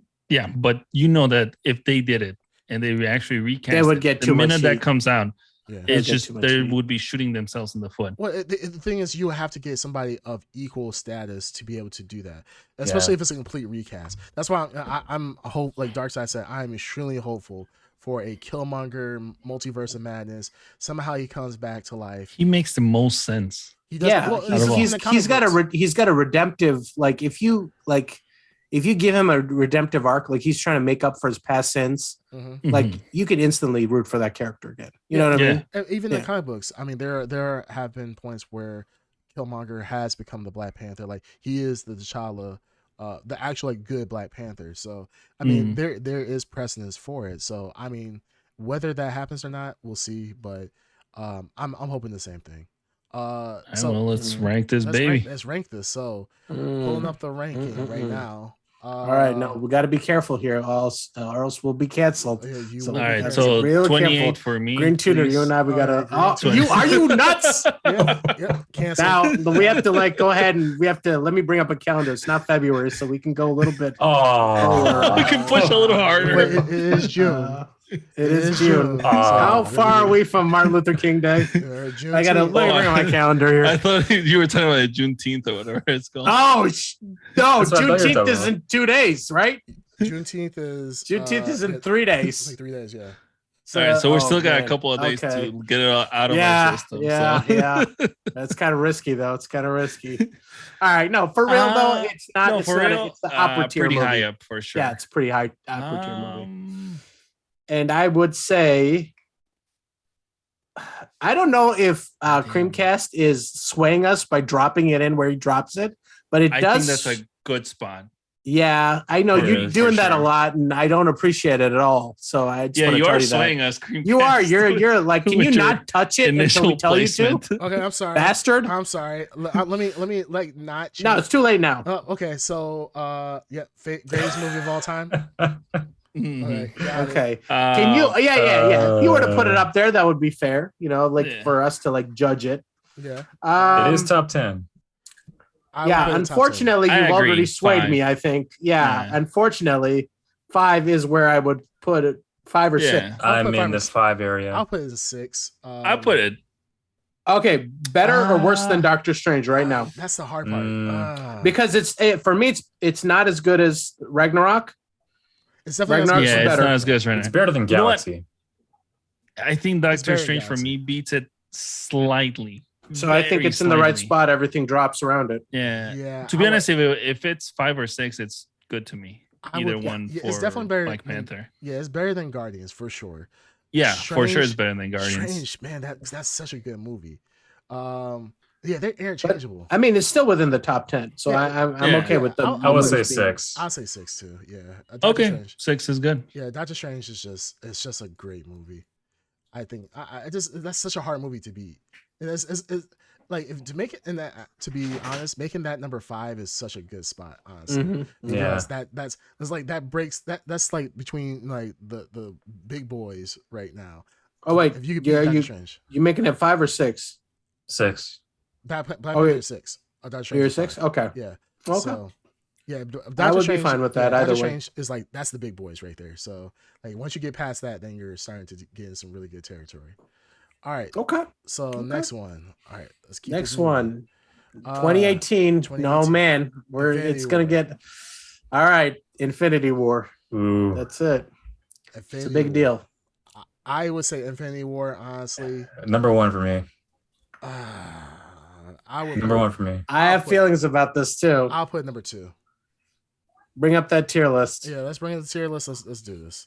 Go ahead and pre-drop it into 1, please. Don't don't pre-drop it into 2, you asshole. Yeah, let's go. Okay, I'll go ahead and I'll drop it in 1. That is it. Yep. 1 for me. So many memories. Just Don Zito says 1. Yeah, Don says 1. You bastard! Will you put it in 2? Anyways, just you bitch. All right, somebody take control of this tier list. This is this is ridiculous. Yeah, tier list is done. Compromise.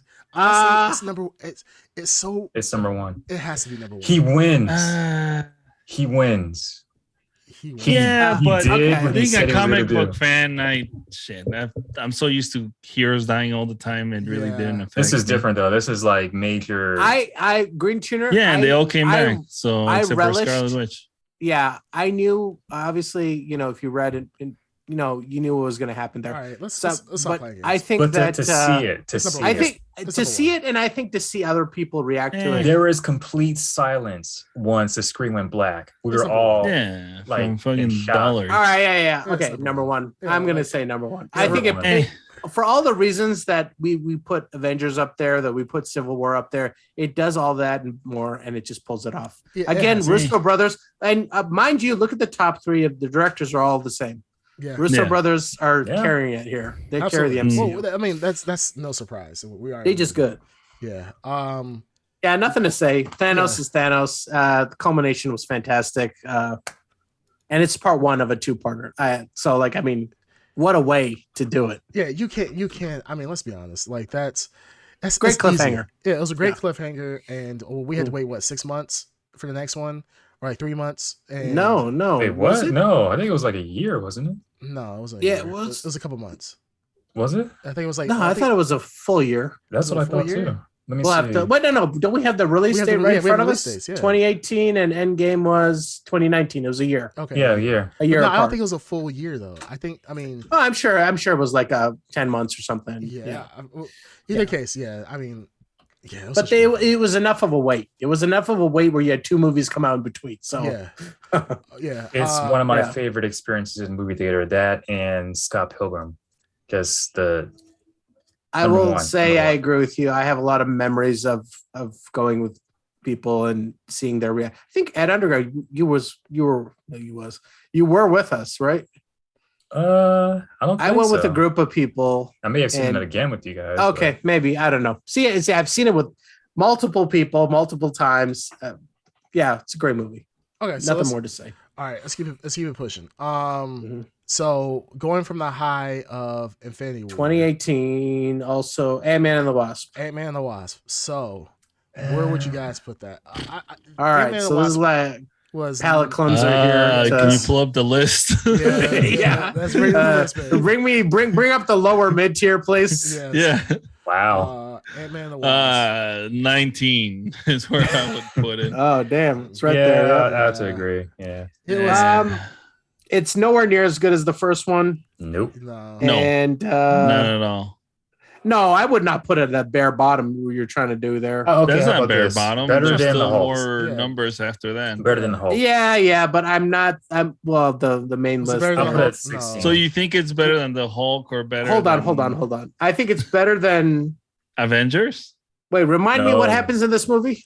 This is the one where Exactly. All right, it belongs there. No, that's she it.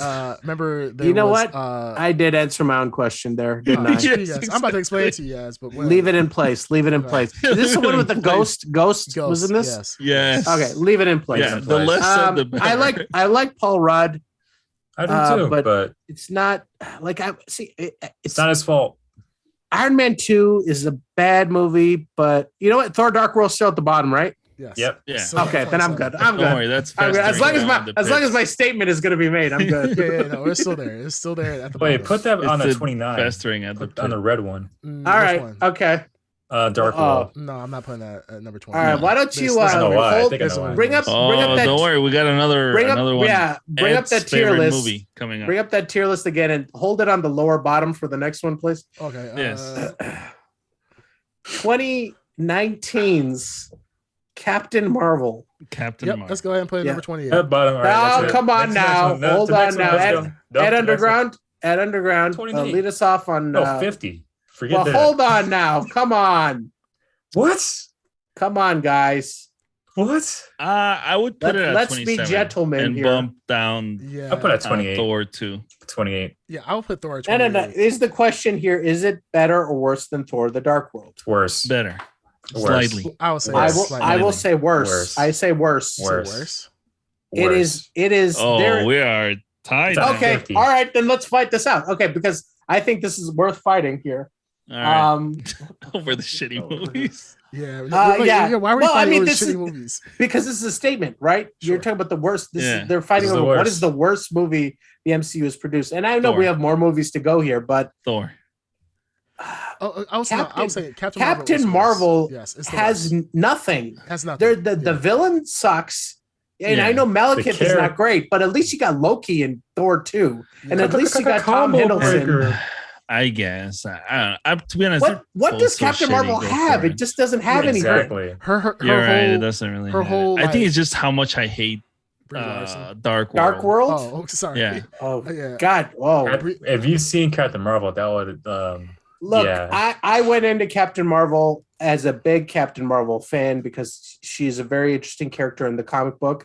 Yeah. Unfortunately, the movie has impacted the comic book, and now she's not likable in the comic book either because they kind of drew upon her for some reason the way she's depicted in the movies. And she is a giant jerk now, but she used to be a very fun character. She led the Avengers, and she was very good at leading the Avengers. And but after this movie came out, she became a very unlikable character. The actress also, but that's a whole different Brie thing. Larson. I think Brie Larson is a great actor. Brie Larson is a great actor, but she should not have been in this role. She's not good in this role. She does not fit the role. I agree. But I think Brie Larson's she's in good movies. No, she's in good movies, but I'm saying, and she's a good actor, but she should not have been for her. This movie is boring for her. I don't like her in it. MCU is not for her. I'm just gonna say that she doesn't fit into that. I think the problem is that like her character was having this whole dilemma of, you know, like you have what's his name trying to be like prove yourself without using your powers, and it's like I can use my powers. It's just like cliche female empowerment, like that didn't make it interesting. Like you could do female empowerment all you want. I don't care about that type of stuff, but it just seemed boring. Like her whole storyline, her whole story arc just seemed very boring. And it's just like if they did Black Panther, right? If they did Black Panther and just like power to the black people, and then they just made a whole superhero behind that, I just like that's kind of boring. Well, he's a man, so we're good with that. You saw what? Huh? He's a man, so we're good with that. Wow. Yeah, exactly. There's obviously baggage that comes with her being, like a female, and this movie came out. This movie was written, produced. Oh, let me finish before you talk, buddy. I know. Let me finish. Let me finish before you talk. Jesus Christ. This movie was written, produced, and directed at a time when I'm sure Disney and Marvel were trying to cash in on the Me Too movement, or trying to it would be almost like they're damned if they do, damned if they don't. Like if they didn't lean into it, they would be tone deaf. If they leaned into it, which they did, they would have been like, this movie is what it is. It's a piece of crap. But so they were in a position where, like, I don't see them coming out of this in a positive way. They had to go in one direction, and they went in one direction, which I think overall. You mean the MCU? The MCU direction. Long story short, they went too deep. I think they went too far to one side. Too woke. They went too woke on one side, and but they didn't go broke, which is go broke. They made a lot of money off of this movie. So they should. It's pennies to them. So. Well, right, but they didn't go broke. They didn't go broke. That's the whole point. But they went woke, but they didn't go broke. But it's not, and like for me, I don't care about the wokeness part of it. It's just it has to be a good movie. It was just a boring movie to me. It was a boring movie. That's why it was boring. I agree. Yeah. Absolutely. I think that she's a great actor. She doesn't fit in the role. They should have gone with Emily Blunt. I don't know why they didn't. She was the best. Yeah, they should have gone with someone else. Yeah, but you're right. Charismatic. She's a very good actor. A lot of her roles are really, really good. So I think she needs to be more like this whole superhero, like being like not happy, but having like multiple personalities. Like you have to show multiple sides of yourself. And I feel like Brie Larson in this movie, she's just one dimension. She's one dimensional, and she's like she's pissed off. Yeah. Yes. Yeah. Well, right. She's like an asshole throughout the whole because thing. Because she is embodying the movement at the time this film is created. Like I get what they were trying to do. It just doesn't come off well and doesn't age properly. It doesn't age well. And unfortunately, it's not a good movie, so it deserves to be where it is on this list. Yeah, the Blurred podcast has spoken. Yeah, this movie will definitely go down as in infamy as being probably one of the worst Marvel movie just because of the time. All right, let's move on from this. All right, so next one lows to high highs. Endgame 2019. Endgame. Okay. I think we need to stop playing games. Just go ahead and move this up all the way to the okay. top. So now it's a question of here. This is controversial. Where does this belong? Bring up the tier list here. Where does this belong on the tier list is the question. See, this is difficult for me. It is I've always had a clear-cut opinion on this, and I think that you son of a bitch. God damn it. I hate you. But I agree with you. I agree with you. You bastard. Yeah. You're precog or something. Yeah. But I agree with you. You get out of my head. Get out of my head. I'm sorry. Fucking Minority Report. Eyes went white before he put the movie up there. I'm sorry. Yeah, that's correct. I believe it is too also. I think Infinity War pulls it off. Like, does it well and it does like it well. Hanging. Endgame cleans it up real nice, but I think that it's just a culmination of what Infinity War started. So it's just one and two to follow up. Yeah, because you know that the bad guys are gonna have the bad guys are gonna have to lose. They're not going to leave them winning forever. So sure. The impact of the first one though, then years go by. Yeah, it was huge. It was huge, and it's good. You know, a lot of these movies at the time, the trend was actually right before this with the last Harry Potter and the last Twilight, where they split it into two parts. Obviously, the cash grab, right? They do this all the time, but they did it part one and part two. But they made them, and they're not part one, part two, but they were conceived as part one, part two. Right. But they made them individually stand apart. You know what I mean? Like they're two separate whole movies, deeply connected whole movies that cannot function without the other. And it's just that in and of itself is an achievement. Yeah. This is what we were talking about before with, DC not knowing how to play the long game. They want instant gratification. Like with the Snyder Cut. Snyder Cut was instant gratification of the Justice League. And while we loved it, how much more impactful would it have been if we would have had it over time? Build up a Batman, and being patient, having a Batman series or a Batman movie, or we had Christian Bale. Well, I wouldn't want Christian Bale Batman, but having the Bat flick, series, 1 or 2 movies, kind of building up the team and so forth. Then coming to the real big culmination of it. Now, granted, you could say, "Oh, what about Batman v Superman and all that?" Whatever. Oh, let's not talk about that. But well, that's a list for another episode. Yeah. Why do you say that name? Okay, so we're all in agreement that's number 2. I think that's pretty easy. A pretty easy list. Yeah, it's tough, but yeah. All right, so let's go to now 2019, last of Phase 3. Spider-Man: Far From Home. Far From Home, good movie to me. Loved it. Yes, loved it. I loved the zinger at the end. I think at the time, now we look back at it now, we're like, oh, that's not that big of a deal. But when it first happened, we're like, what the actual fuck? We have Spider-Man actually being outed. And Darkseid, I think you're gonna like this. Why I ranked it. You're probably not gonna call me a bastard now because I actually put it at the top. I put it at the top just so there we go. Thank you. So now we can unbiasedly talk about it at this point in time. You're not precogging. Yeah, that's at all. So he's been puppet mastering this whole list, and I don't appreciate it at all. Fucking asshole. Now you guys you found my devious plan. What I will put this, like I said, the cliffhanger at the end. I know we were talking about the Marvel, mid credit scenes, end credit scenes. You're talking about the Mysterio, like okay, the rug pull here again, another rug. Yeah. Okay. And the other Spider-Mans. Oh wait, no, this is Jesus. That Underground, you're killing us. You're killing us. Jeez, are you? It's not No Way Home.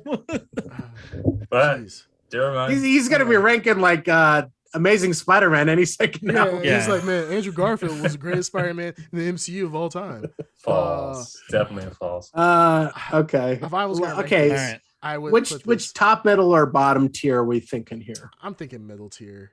Yeah. This is for me personally. I would put it at number 9. Is better. Where's Homecoming? Where's Homecoming here? Homecoming is because the question is, Is this better or worse than Homecoming? This is better. This is better. Than Homecoming. Better. Is better? You think it's better? I think I like. This is a Peter Parker that actually. I really struggle. I really like this movie. I really like the whole him in Europe. Mm-hmm. I like the field trip aspect. I like that he has to deal with the Tony Stark being dead, and the legacy that he has to deal with. So that's all the stuff I liked. What I didn't like was the elemental bad guys he had to fight. The rug Mysterio. Mysterio. No, Mysterio. Before you get to the Mysterio twist, there's these other bad guys that Mysterio's fighting, and I didn't. Yeah, I wasn't a fan of that. But when you get going with Mysterio, it's very interesting. But the thing is, the one thing I liked about this is that when you watch the movie, you don't understand what's going on. Like the scene where like Maria Hill pulls up with Nick Fury in the car, and you see like you see like 2 gunshots, you see 2 like specks on the windshield. You think it's just debris, but come to find out it's actual bullets. And you think back at it, it's like, oh, that makes sense why it showed up. Like there's little things like that made the movie great that you didn't realize until you got to the end of the illusion tech. I thought that was cool. So for me, this is better than Homecoming. I will put, even though I did love Vulture, I thought that was an amazing bad guy. I would still put it above Guardians of the Galaxy, the first one. I'll put it. I can't put it above Guardians. I think Iron Man's a better movie than this. I think Captain America First Avengers is a better movie than this. So you're saying you would put it like at 12, and then I would put it at 12. I would put it at 12 also. All right, what about you, Green Tuner? Yeah, 12. 12. Okay, I'm cool. I'm fine with that. That doesn't. I don't have no particular dog in that fight. So, it's still upsetting me that my Hulk is continually getting pushed down. But He's getting pushed down. Well, I mean, hey, my Iron Man 3 is getting pushed down too. So that was a trash movie. So whatever. Iron Man 3 should have not existed. Okay, well, it's in the correct position. So just mind your P's and Q's there. Okay. All right. So let's go to the next movie, which would be Black Widow in 2021, because there was a pandemic apparently that put everything to a stop there. I'm gonna be honest. I loved it. I loved Black Widow too. Again, it goes back to Winter Soldier and what made Winter Soldier good. It was an espionage movie. I think they leaned into like, hey, what makes Black Widow an interesting character? And they leaned into that whole conspiracy in the Red Room. I love the Red Room stuff. Espionage and all that stuff. I didn't like Taskmaster. Taskmaster did annoy me. I hated Taskmaster. Taskmaster in the movie. I loved everybody else. I'd say Taskmaster. I loved everybody else. I would say Taskmaster. Taskmaster. I did not like Taskmaster. The ending, the reveal of Taskmaster wasn't like, oh my goodness, you got me. It was. I liked the reveal of Taskmaster because it kind of like there was something there that they built upon rather than something out of the blue. Sure, I liked that, but that had no impact on like I wanted more from Taskmaster and I didn't get it. No, I wanted more as well. Yeah. If we were going to rank this, then out of all these movies, it's got to go bottom 10. mid for me somewhere. I'll say 10. 10? You would put in the top 10? Wow. Oh, wait. Okay. No way. No way. Ed's not here. Ed is another 11. Ed, I don't know what podcast Ed Underground is on right now. I don't know. Not even 11, dude. What are you talking about? I think it's going to be... you're in the right neighborhood here, though. I'll put it somewhere like maybe 14. I would put it around here. I would say I enjoy this more than... I probably enjoy this more than 13. Yeah. I would put... 13 sounds 13 good for me. Ed Underground talking about, this is like top 10 movie. You put top 10? We're in the bottom tier here, bud. Dude. We're getting down to it. I can't believe he just said that. Above the Hulk. Sure, like no one. I mean, no one's. Screw you, Ed. Whatever. No one's debating that. No, he's just trying to be an asshole because he knows I love the Hulk. Oh, you know what? And now we come to the ones that aren't on the. Well, no, okay. So the list is not here, but I have the list in my hand. I could tell you the next movie. Shang-Chi would be after, right? Yeah, Shang-Chi. Yeah, the Legend of the Ten Rings. Oh, okay, the movie that did the Mandarin right? Right? Yes. Yes. Well, I'm Even though asking. That's hype. That's yeah. That's does it right better than the rug It pull does that we it saw. better than Iron Man 3. Iron Man a 3. lot But it better. doesn't do it 100% right for what me. we wanted him to be. I wanted him to be a lot more brutal. And Like we reviewed this movie on the Blurred podcast, but I don't have no idea what our impressions were. It was too far very removed. positive. Positive, right? Yeah. It wasn't Yeah. the greatest movie ever. It wasn't. Yeah. It had some good action scenes, but Mhm. it was very mid. It was They're very mid tier. playing it safe, I think. Mid, Absolutely, yeah. yeah. Playing it safe for sure. I did love the action. What was the name of that one character? The one that was his teacher, like his the one that always had the mask on. Oh, yeah, that got like underwritten. Yeah, it's got underwritten. And it was just like you go from like, yeah, that was one of our complaints, but I forgot his name. Yeah, I forgot his name too. Let's just call him Steve. Steve was Steve. not utilized properly. Well, that's the problem with like how we were talking about with like Taskmaster. It was an underutilized bad guy that could have had really great potential. Didn't. So I'm a little disappointed about that. If I was going to rank this one, Let's see the list. oh, you guys can see the list. Oh yeah, let me see. I'm putting it with. Cause I put it. I'm saying it's like Black Widow came around the same time. So, where would you guys place it? Okay, Bro, so I think it's Black Widow better than this movie. It's around Ant-Man. So you think around 16? Yeah. Is it better than Guardians of the Galaxy 2? No. I would say no. No. Is it better than Ant-Man 1? No. No, I would say no. I think it's Ant-Man 1 is better. I think Ant-Man 1 is better. Above 2. I think Ant-Man 1 is better than. Yeah, I would put it over Thor 1. Yeah, I'll put it over So Thor I would 1. put it at 17. Yeah. 17? What do you guys think? I think 17 is fine. Yeah, I'm fine with it. Yeah, I think that's a good one. It's definitely it's sitting in the lower tier here, but I think that's. I mean, it's not because it's a bad movie. There's better movies. The list better is movies. stacked. Yeah. There's better movies. Like, yeah. When you're going against look at the top of the list here. Top of the list, sake. yeah. It's beasts up there. Yeah, you gotta. Yeah, you're going against top tier movies at this point. All right, let's. Eternals is the next movie. Eternals. Okay. Oh, Eternals. Okay. What's that? Also, Above Ragnarok? 2021. Wait, Eternals. what's above? What'd you say, Ed? It's above Thor. What? Eternals. You think Eternals Eternals? Oh, you're ranking above it. Thor Okay. 1? Oh no, No, Ragnarok. he thinks it's better than Ragnarok. Oh, Are wow. you? Okay. Did you hit your head, or Are you smoking something? Where is it? Were you able to find it? Lost Yeah, right oxygen here. to your brain. I think it's 26. Eternals, I wouldn't put it that low. There it is. No, it's not that low. All right. Wait, is it It's better? forgettable. I think you're in the right ballpark here.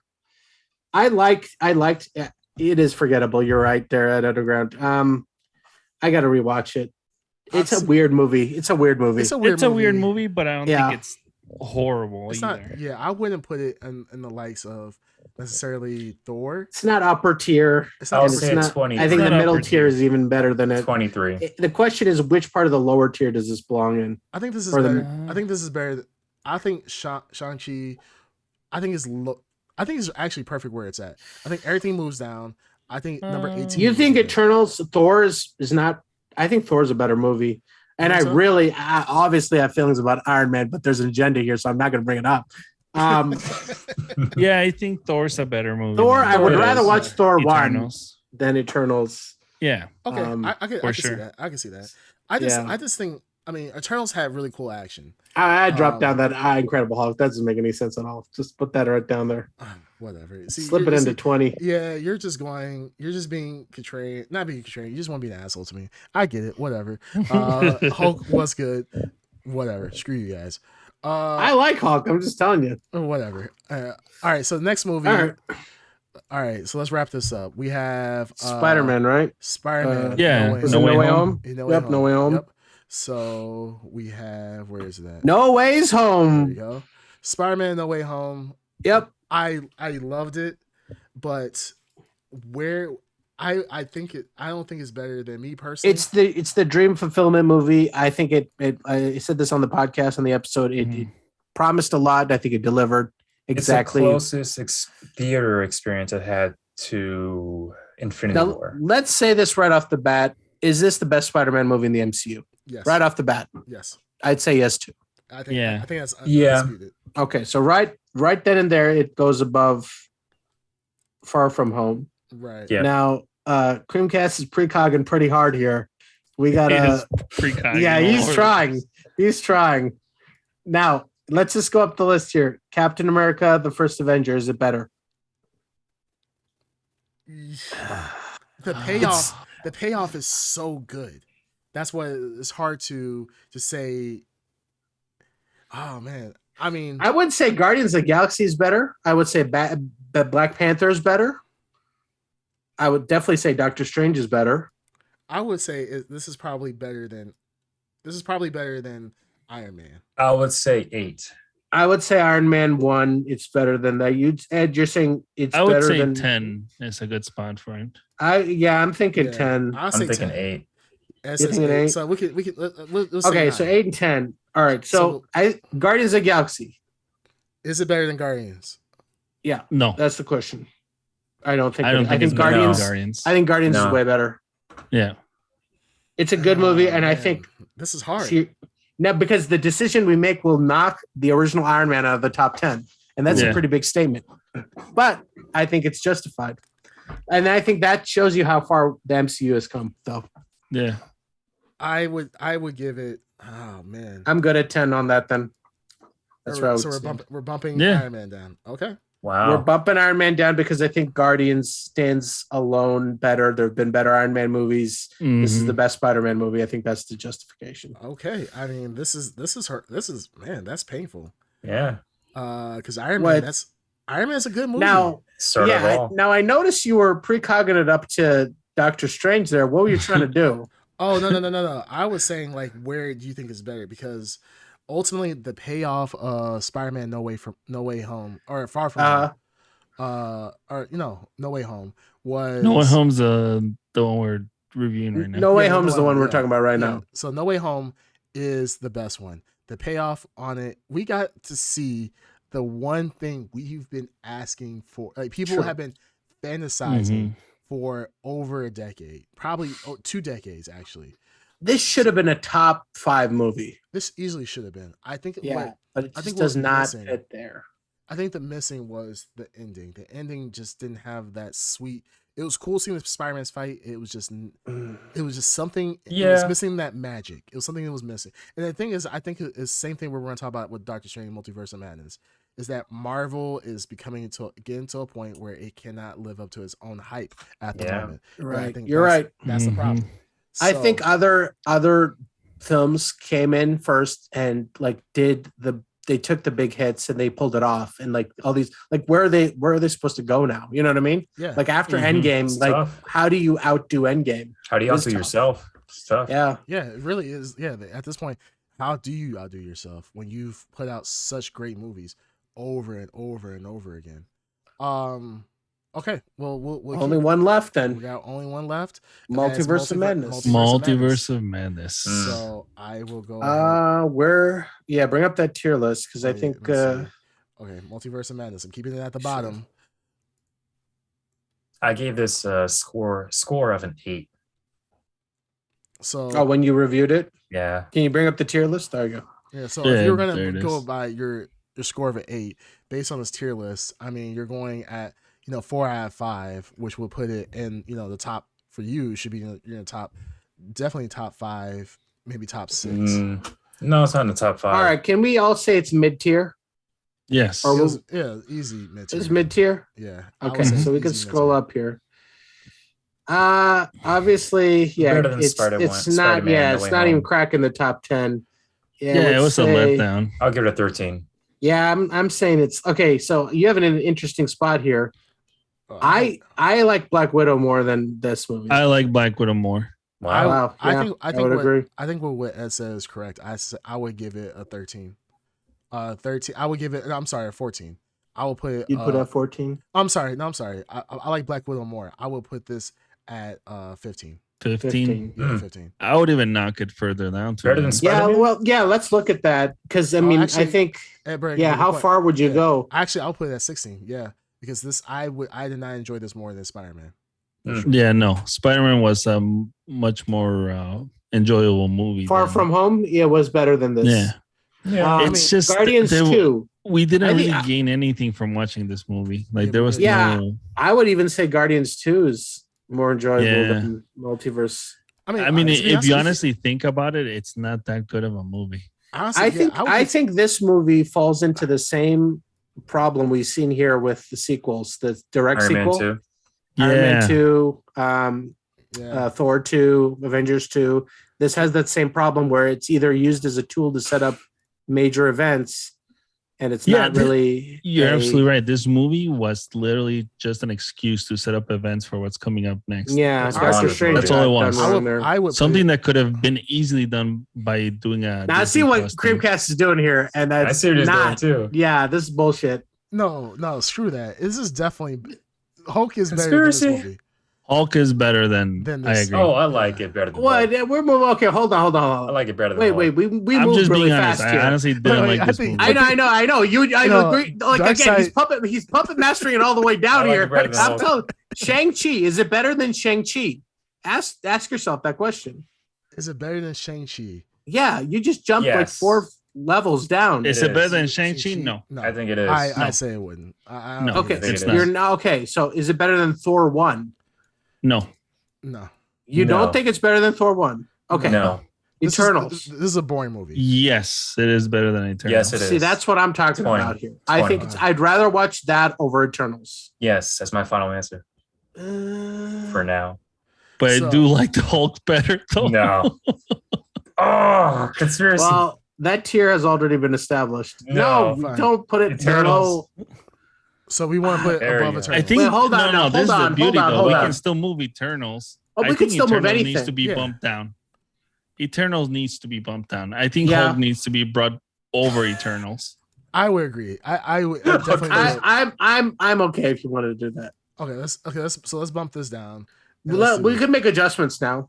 Okay, so now we can make. Okay, so all right, now then put Iron Man 3 to the top, please. Okay, number 1. No, we're not doing that. So hey, what Hulk the fuck? Needs to go above Universe of Madness. All right, so let's talk. So let's review our list. Let's review our list. Say it again, Green Tuner. What? Universe of Madness. Multiverse. He got you. Oh shit! Yeah, Multiverse. All right, you got him. Got him. Okay, got him, baby. Okay, so got him. So let's talk about. Okay, let's review the list. Top 10. So number 1 is Infinity War. Let me see. I'm actually zooming a little bit. See if this. Okay, it doesn't actually make it any better, but a little bit. All right, so number 1. So top 10. We're gonna go Infinity War, Endgame, Civil War, Winter Soldier, The First Avenger.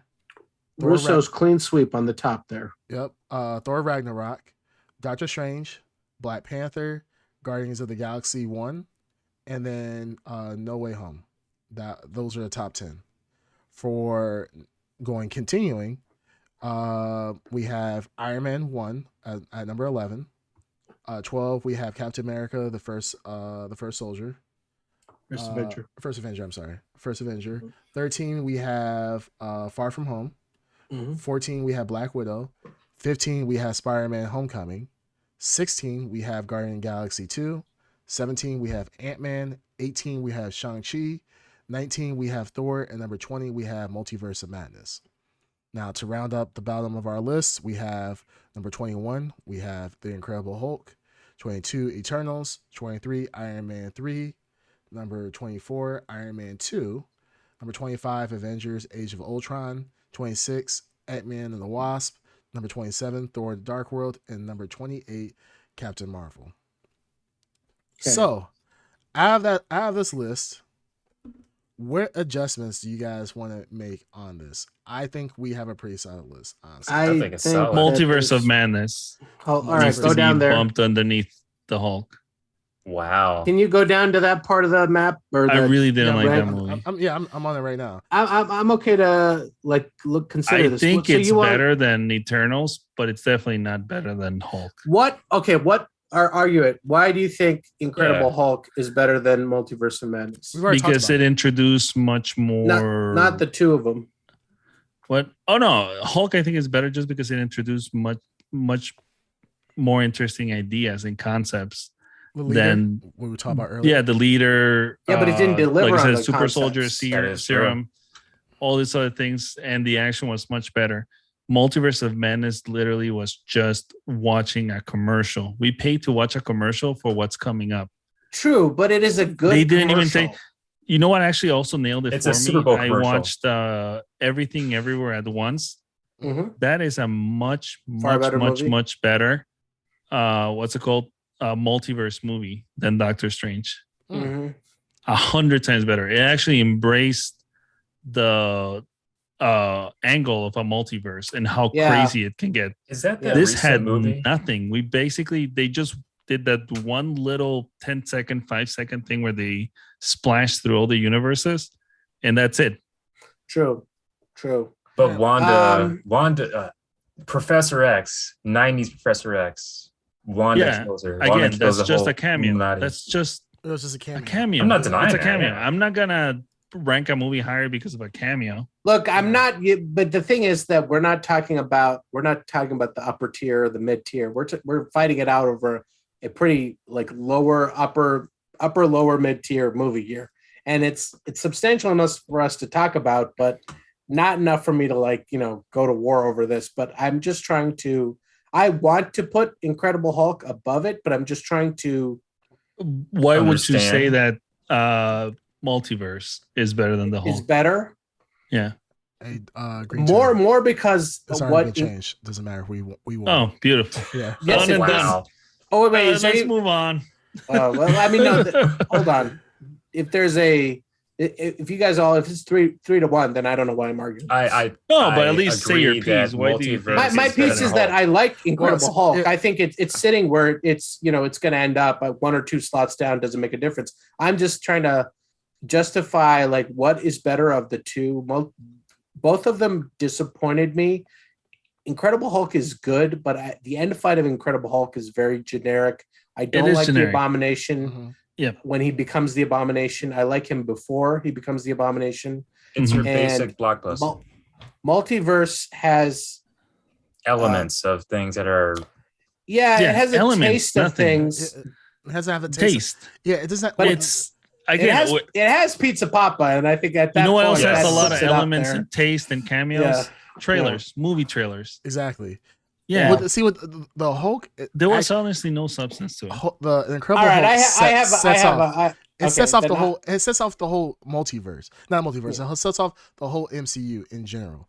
Without the Hulk, we wouldn't have gotten the beginning of hearing about the Avengers Initiative and hearing about. Stop trying to convince me about the Hulk. I think the Hulk's an outstanding movie. Bring up that tier list. All right, I have something I want to change. Okay, sure. Drop Multiverse underneath Iron Man 3, and we're good. No. Say less. Yes.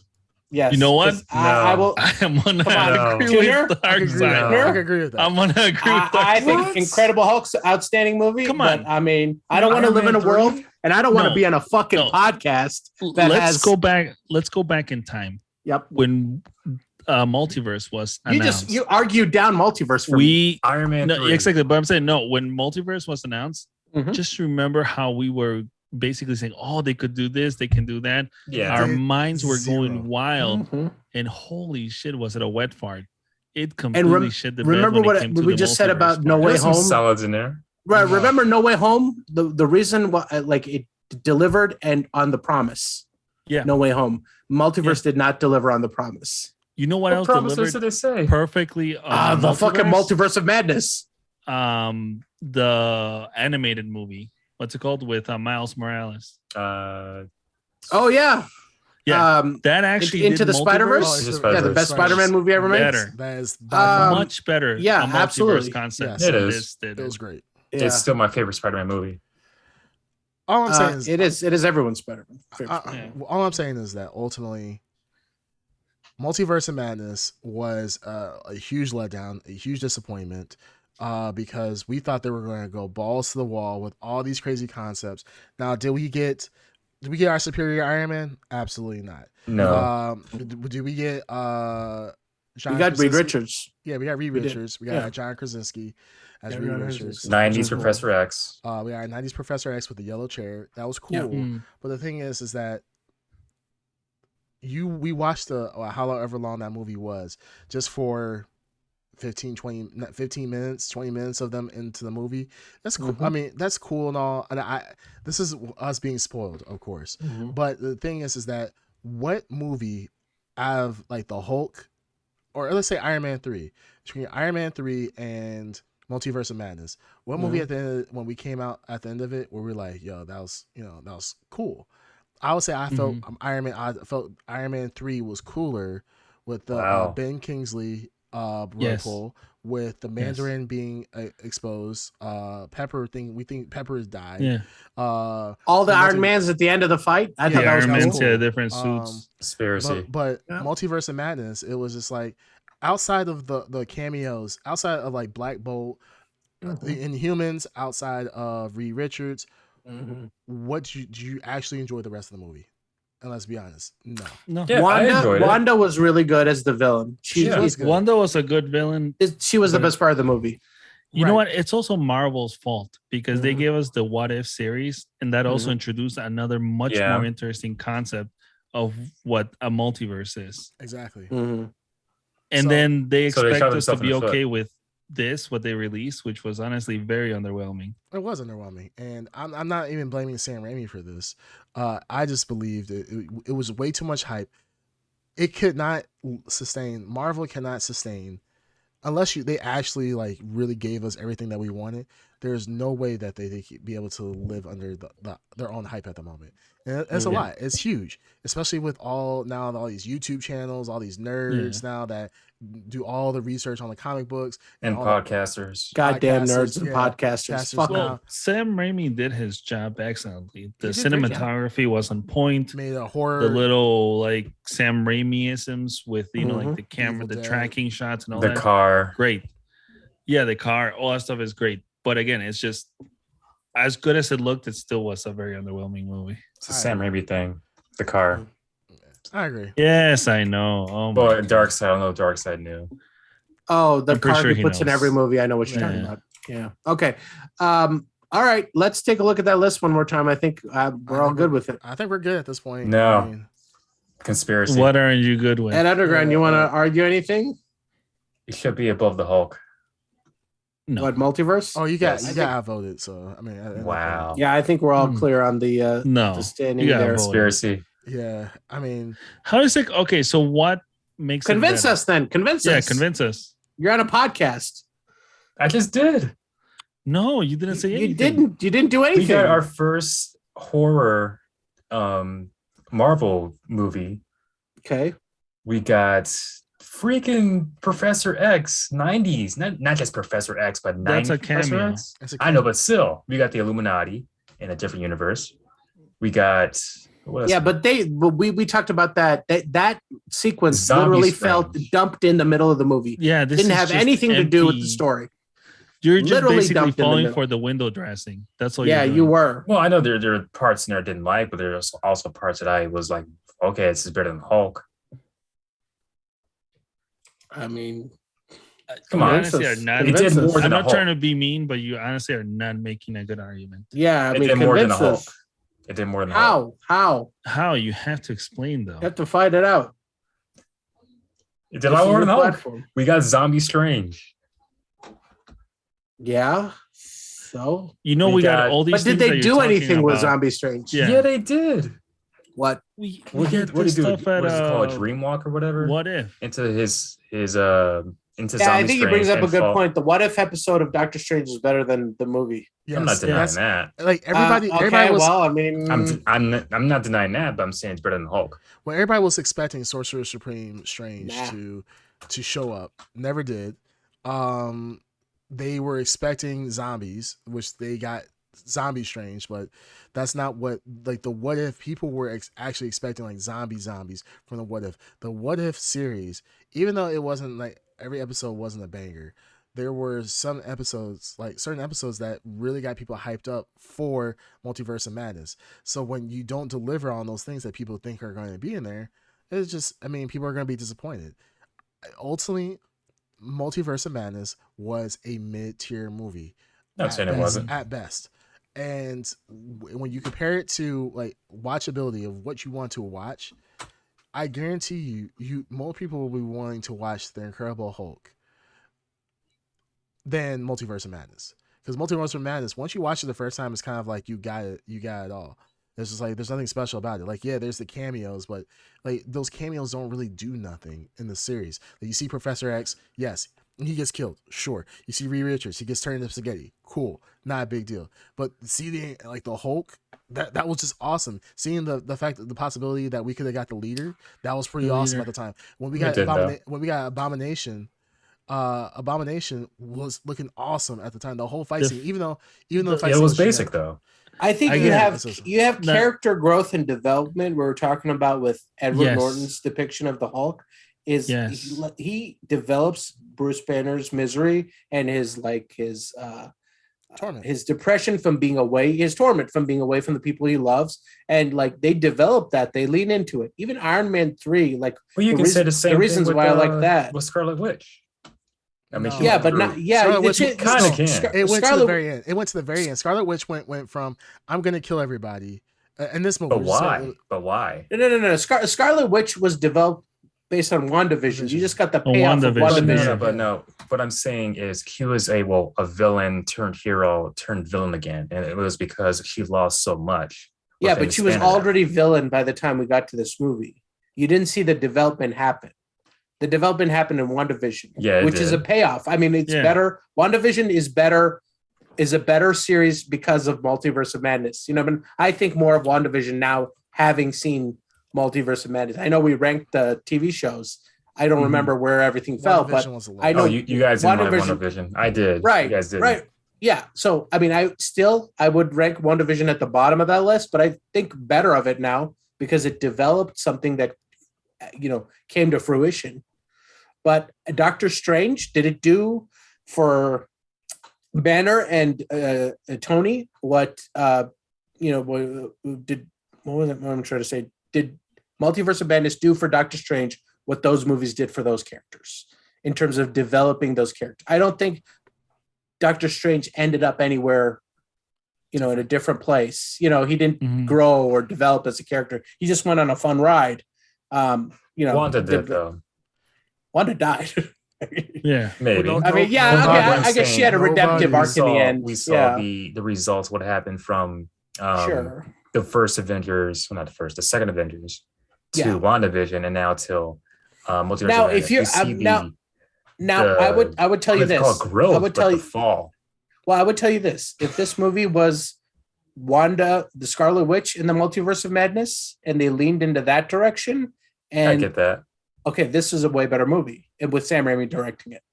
Okay, but this was a Doctor Strange vehicle for many other things, and it unfortunately, just like Age of Ultron, just like what was the other movies we were talking about?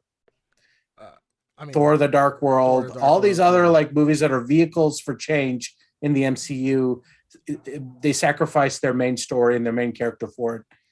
That was Doctor Strange, unfortunately. So I think it belongs where it belongs. I think this list is at a good point, honestly. Yeah, I think it's a very good list. I think that, you may not like, okay, fine. Even if we switched out Multiverse of Madness and moved it up, there's still, either way, these movies are still bottom tier. At least move it up. Yeah, they're still bottom tier. Okay, like you said, move it up where, Ed?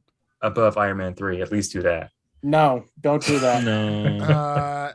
If I had to choose, I think Iron Man 3 is a way better package than Multiverse of Madness. If I had to watch a movie, I would rather watch Iron Man 3, honestly. Yeah. Than Multiverse of Madness. It's just but also we have recency bias there. Be honest, we have recency bias. We just watched Multiverse. Yeah, we just watched. I don't want to watch that again. Yeah, that's the funny thing. Like, I would be willing to watch the Iron Man trilogy again. I wouldn't want to watch Multiverse of Madness again. Like, outside of the cool scenes that that we have, There's no need. There's nothing that really progresses the storyline. Nothing. Nothing. Again, it's all window dressing. That's all it is. Like, it's just. You see Scarlet Witch die. Like, she goes from going crazy. And we don't even know if she died. We don't know she died. Yeah, nobody, no necessarily no death. So like seeing WandaVision, honestly, is just like cool. See WandaVision, and then you see this. It's like okay, there's a nice progression to it. But in this movie, is just an isolated movie of her just pretty much going, using her powers to. I don't say necessarily the fullest extent, but definitely going to a point where she's extremely dangerous. That's cool. But with Iron Man 3, I feel like there's an actual progression with Tony. Like Iron Man 3, the one cool thing I loved about this, like I always forgot, was the fact that he had the shrapnel in his chest this entire time. Like this, he finally in the end of Iron Man 3 removes the shrapnel of his chest. Actually is able to become a little bit more carefree, a little bit more easygoing after going through all this PTSD, through all this fighting, his demons from his past catching up to him. Like this is like a good overarching arc for Iron Man. WandaVision is just kind of like WandaVision. Doctor Strange, Doctor Strange, Multiverse of Madness. Like if this was like, I agree 100% with what Darkseid said. If this had been a Scarlet Witch in the Multiverse of Madness, this movie would have made a lot more sense and been a lot better. But because it's a vehicle using Doctor Strange, I'm just kind of like, what the hell? Like I'm still wanting to see where the hell Mordo's at, and I want to see. I'm like, where the fuck is Mordo? Why is it what we're seeing everybody else? Yeah, this Mordo really, that like, we now that I'm thinking about it. Yeah, this should have been a Scarlet Witch movie. You could have explored so much of her conflict, like her journey, even meeting her, the version of herself that has the kids. That like conversation, like I mean, I think we missed out on a lot more. Like that could have been on that character. It's not a perfect movie by all means, no. But and then let me remind you, I love my low tech Batman. You know, I'm a big fan of Batman being low tech, and Iron Man 3 had the low tech Iron Man. Remember that? He had to jerry rig his. I like that stuff. It's good times. Yeah. So I think overall the list is good. Other than the one, it's a solid list. I feel like, suck it, baby. Like it underground. Yeah. No, this is a good list, guys. I think we did a really good job. We've been going. We should be proud of ourselves. Oh, shit, right? Yeah, we've been going. Should be proud of ourselves. Yeah, we've been going almost for 3.5 hours, which is. Well, this is episode 50. This is episode 50, guys. This is episode 50. This is the big 50. Let's not do this in the future for the next ones. Let's Yes. Because somebody has to edit all this eventually. Yeah. But no, this is a good list. We finally went through all 28 movies. I feel bad for kids 15, 20 years from now when they're trying to watch why Spider-Man uses a specific spoon in his bowl and why Aunt May is not there. They have to watch, 28 movies to get to that point. 30, 40 movies. But screw those kids. Fuck them. Well, those kids could just listen to the Blurred podcast for 3 hours, or they could listen to the Blurred podcast. But they can't listen to the Blurred podcast because if they listen to Ed would be talking about DCEU, talking about war. Like, man, Civil War, man. What about the Union, the Confederates? Man, it's crazy. I know Spider-Man. I'm saying you're confused, Ed. You're very confused. Yeah, you've been very confused in this episode. Yeah. You were referencing. You were trying to rank movies against each other instead of overall. Yeah, you're like. Well, it's been a while.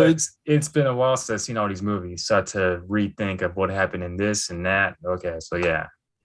All right. Okay. I think we all haven't seen these movies in a while, except for fake fan, Dreamcast or something. Indeed. The best fan, baby.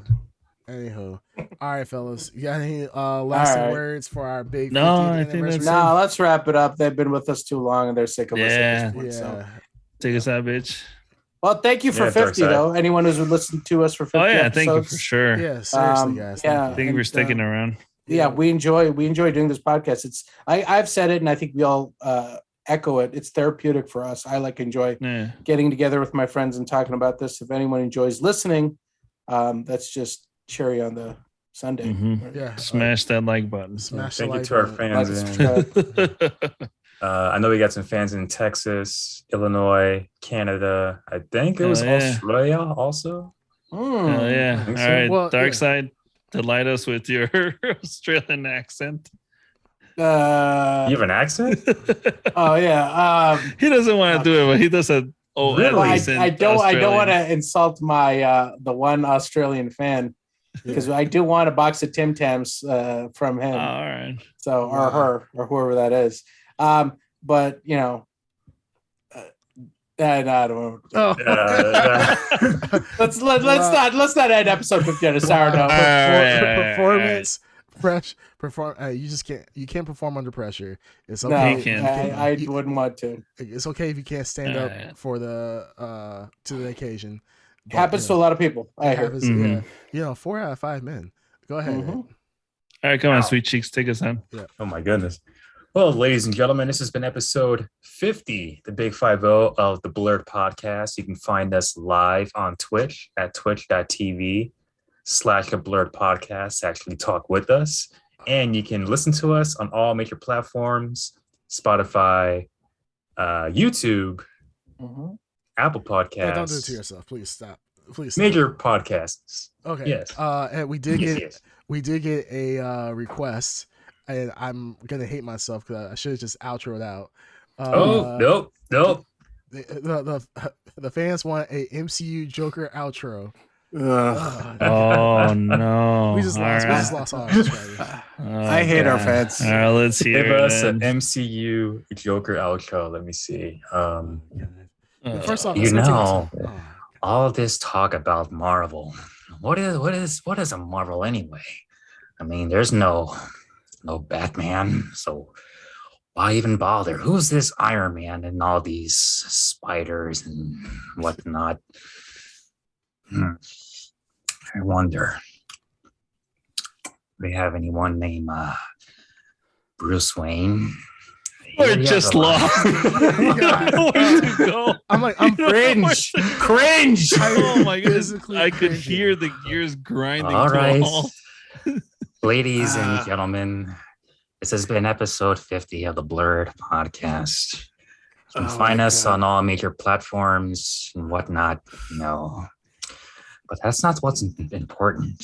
What's most important is not the money, but the people. The people on the live stream. When you go to twitch.tv/the Blurred Podcast, that's where you'll find them. That's where you'll find all the chaos. I would know because I'm an agent of chaos. But this has been episode 50. Yeah, and I'm sure there'll be a lot more if you just tune in and subscribe. Will you wrap it up, for God's sake? Blur you later. Shit, now it makes me wish I would have wrapped it up when I had it. Damn. Oh, God. Anyways, guys. You're making no sense, but fine. All right, blur you later. For God's sake. I hate you, Bendito Mac. I hate you. You've been blurred. Jesus.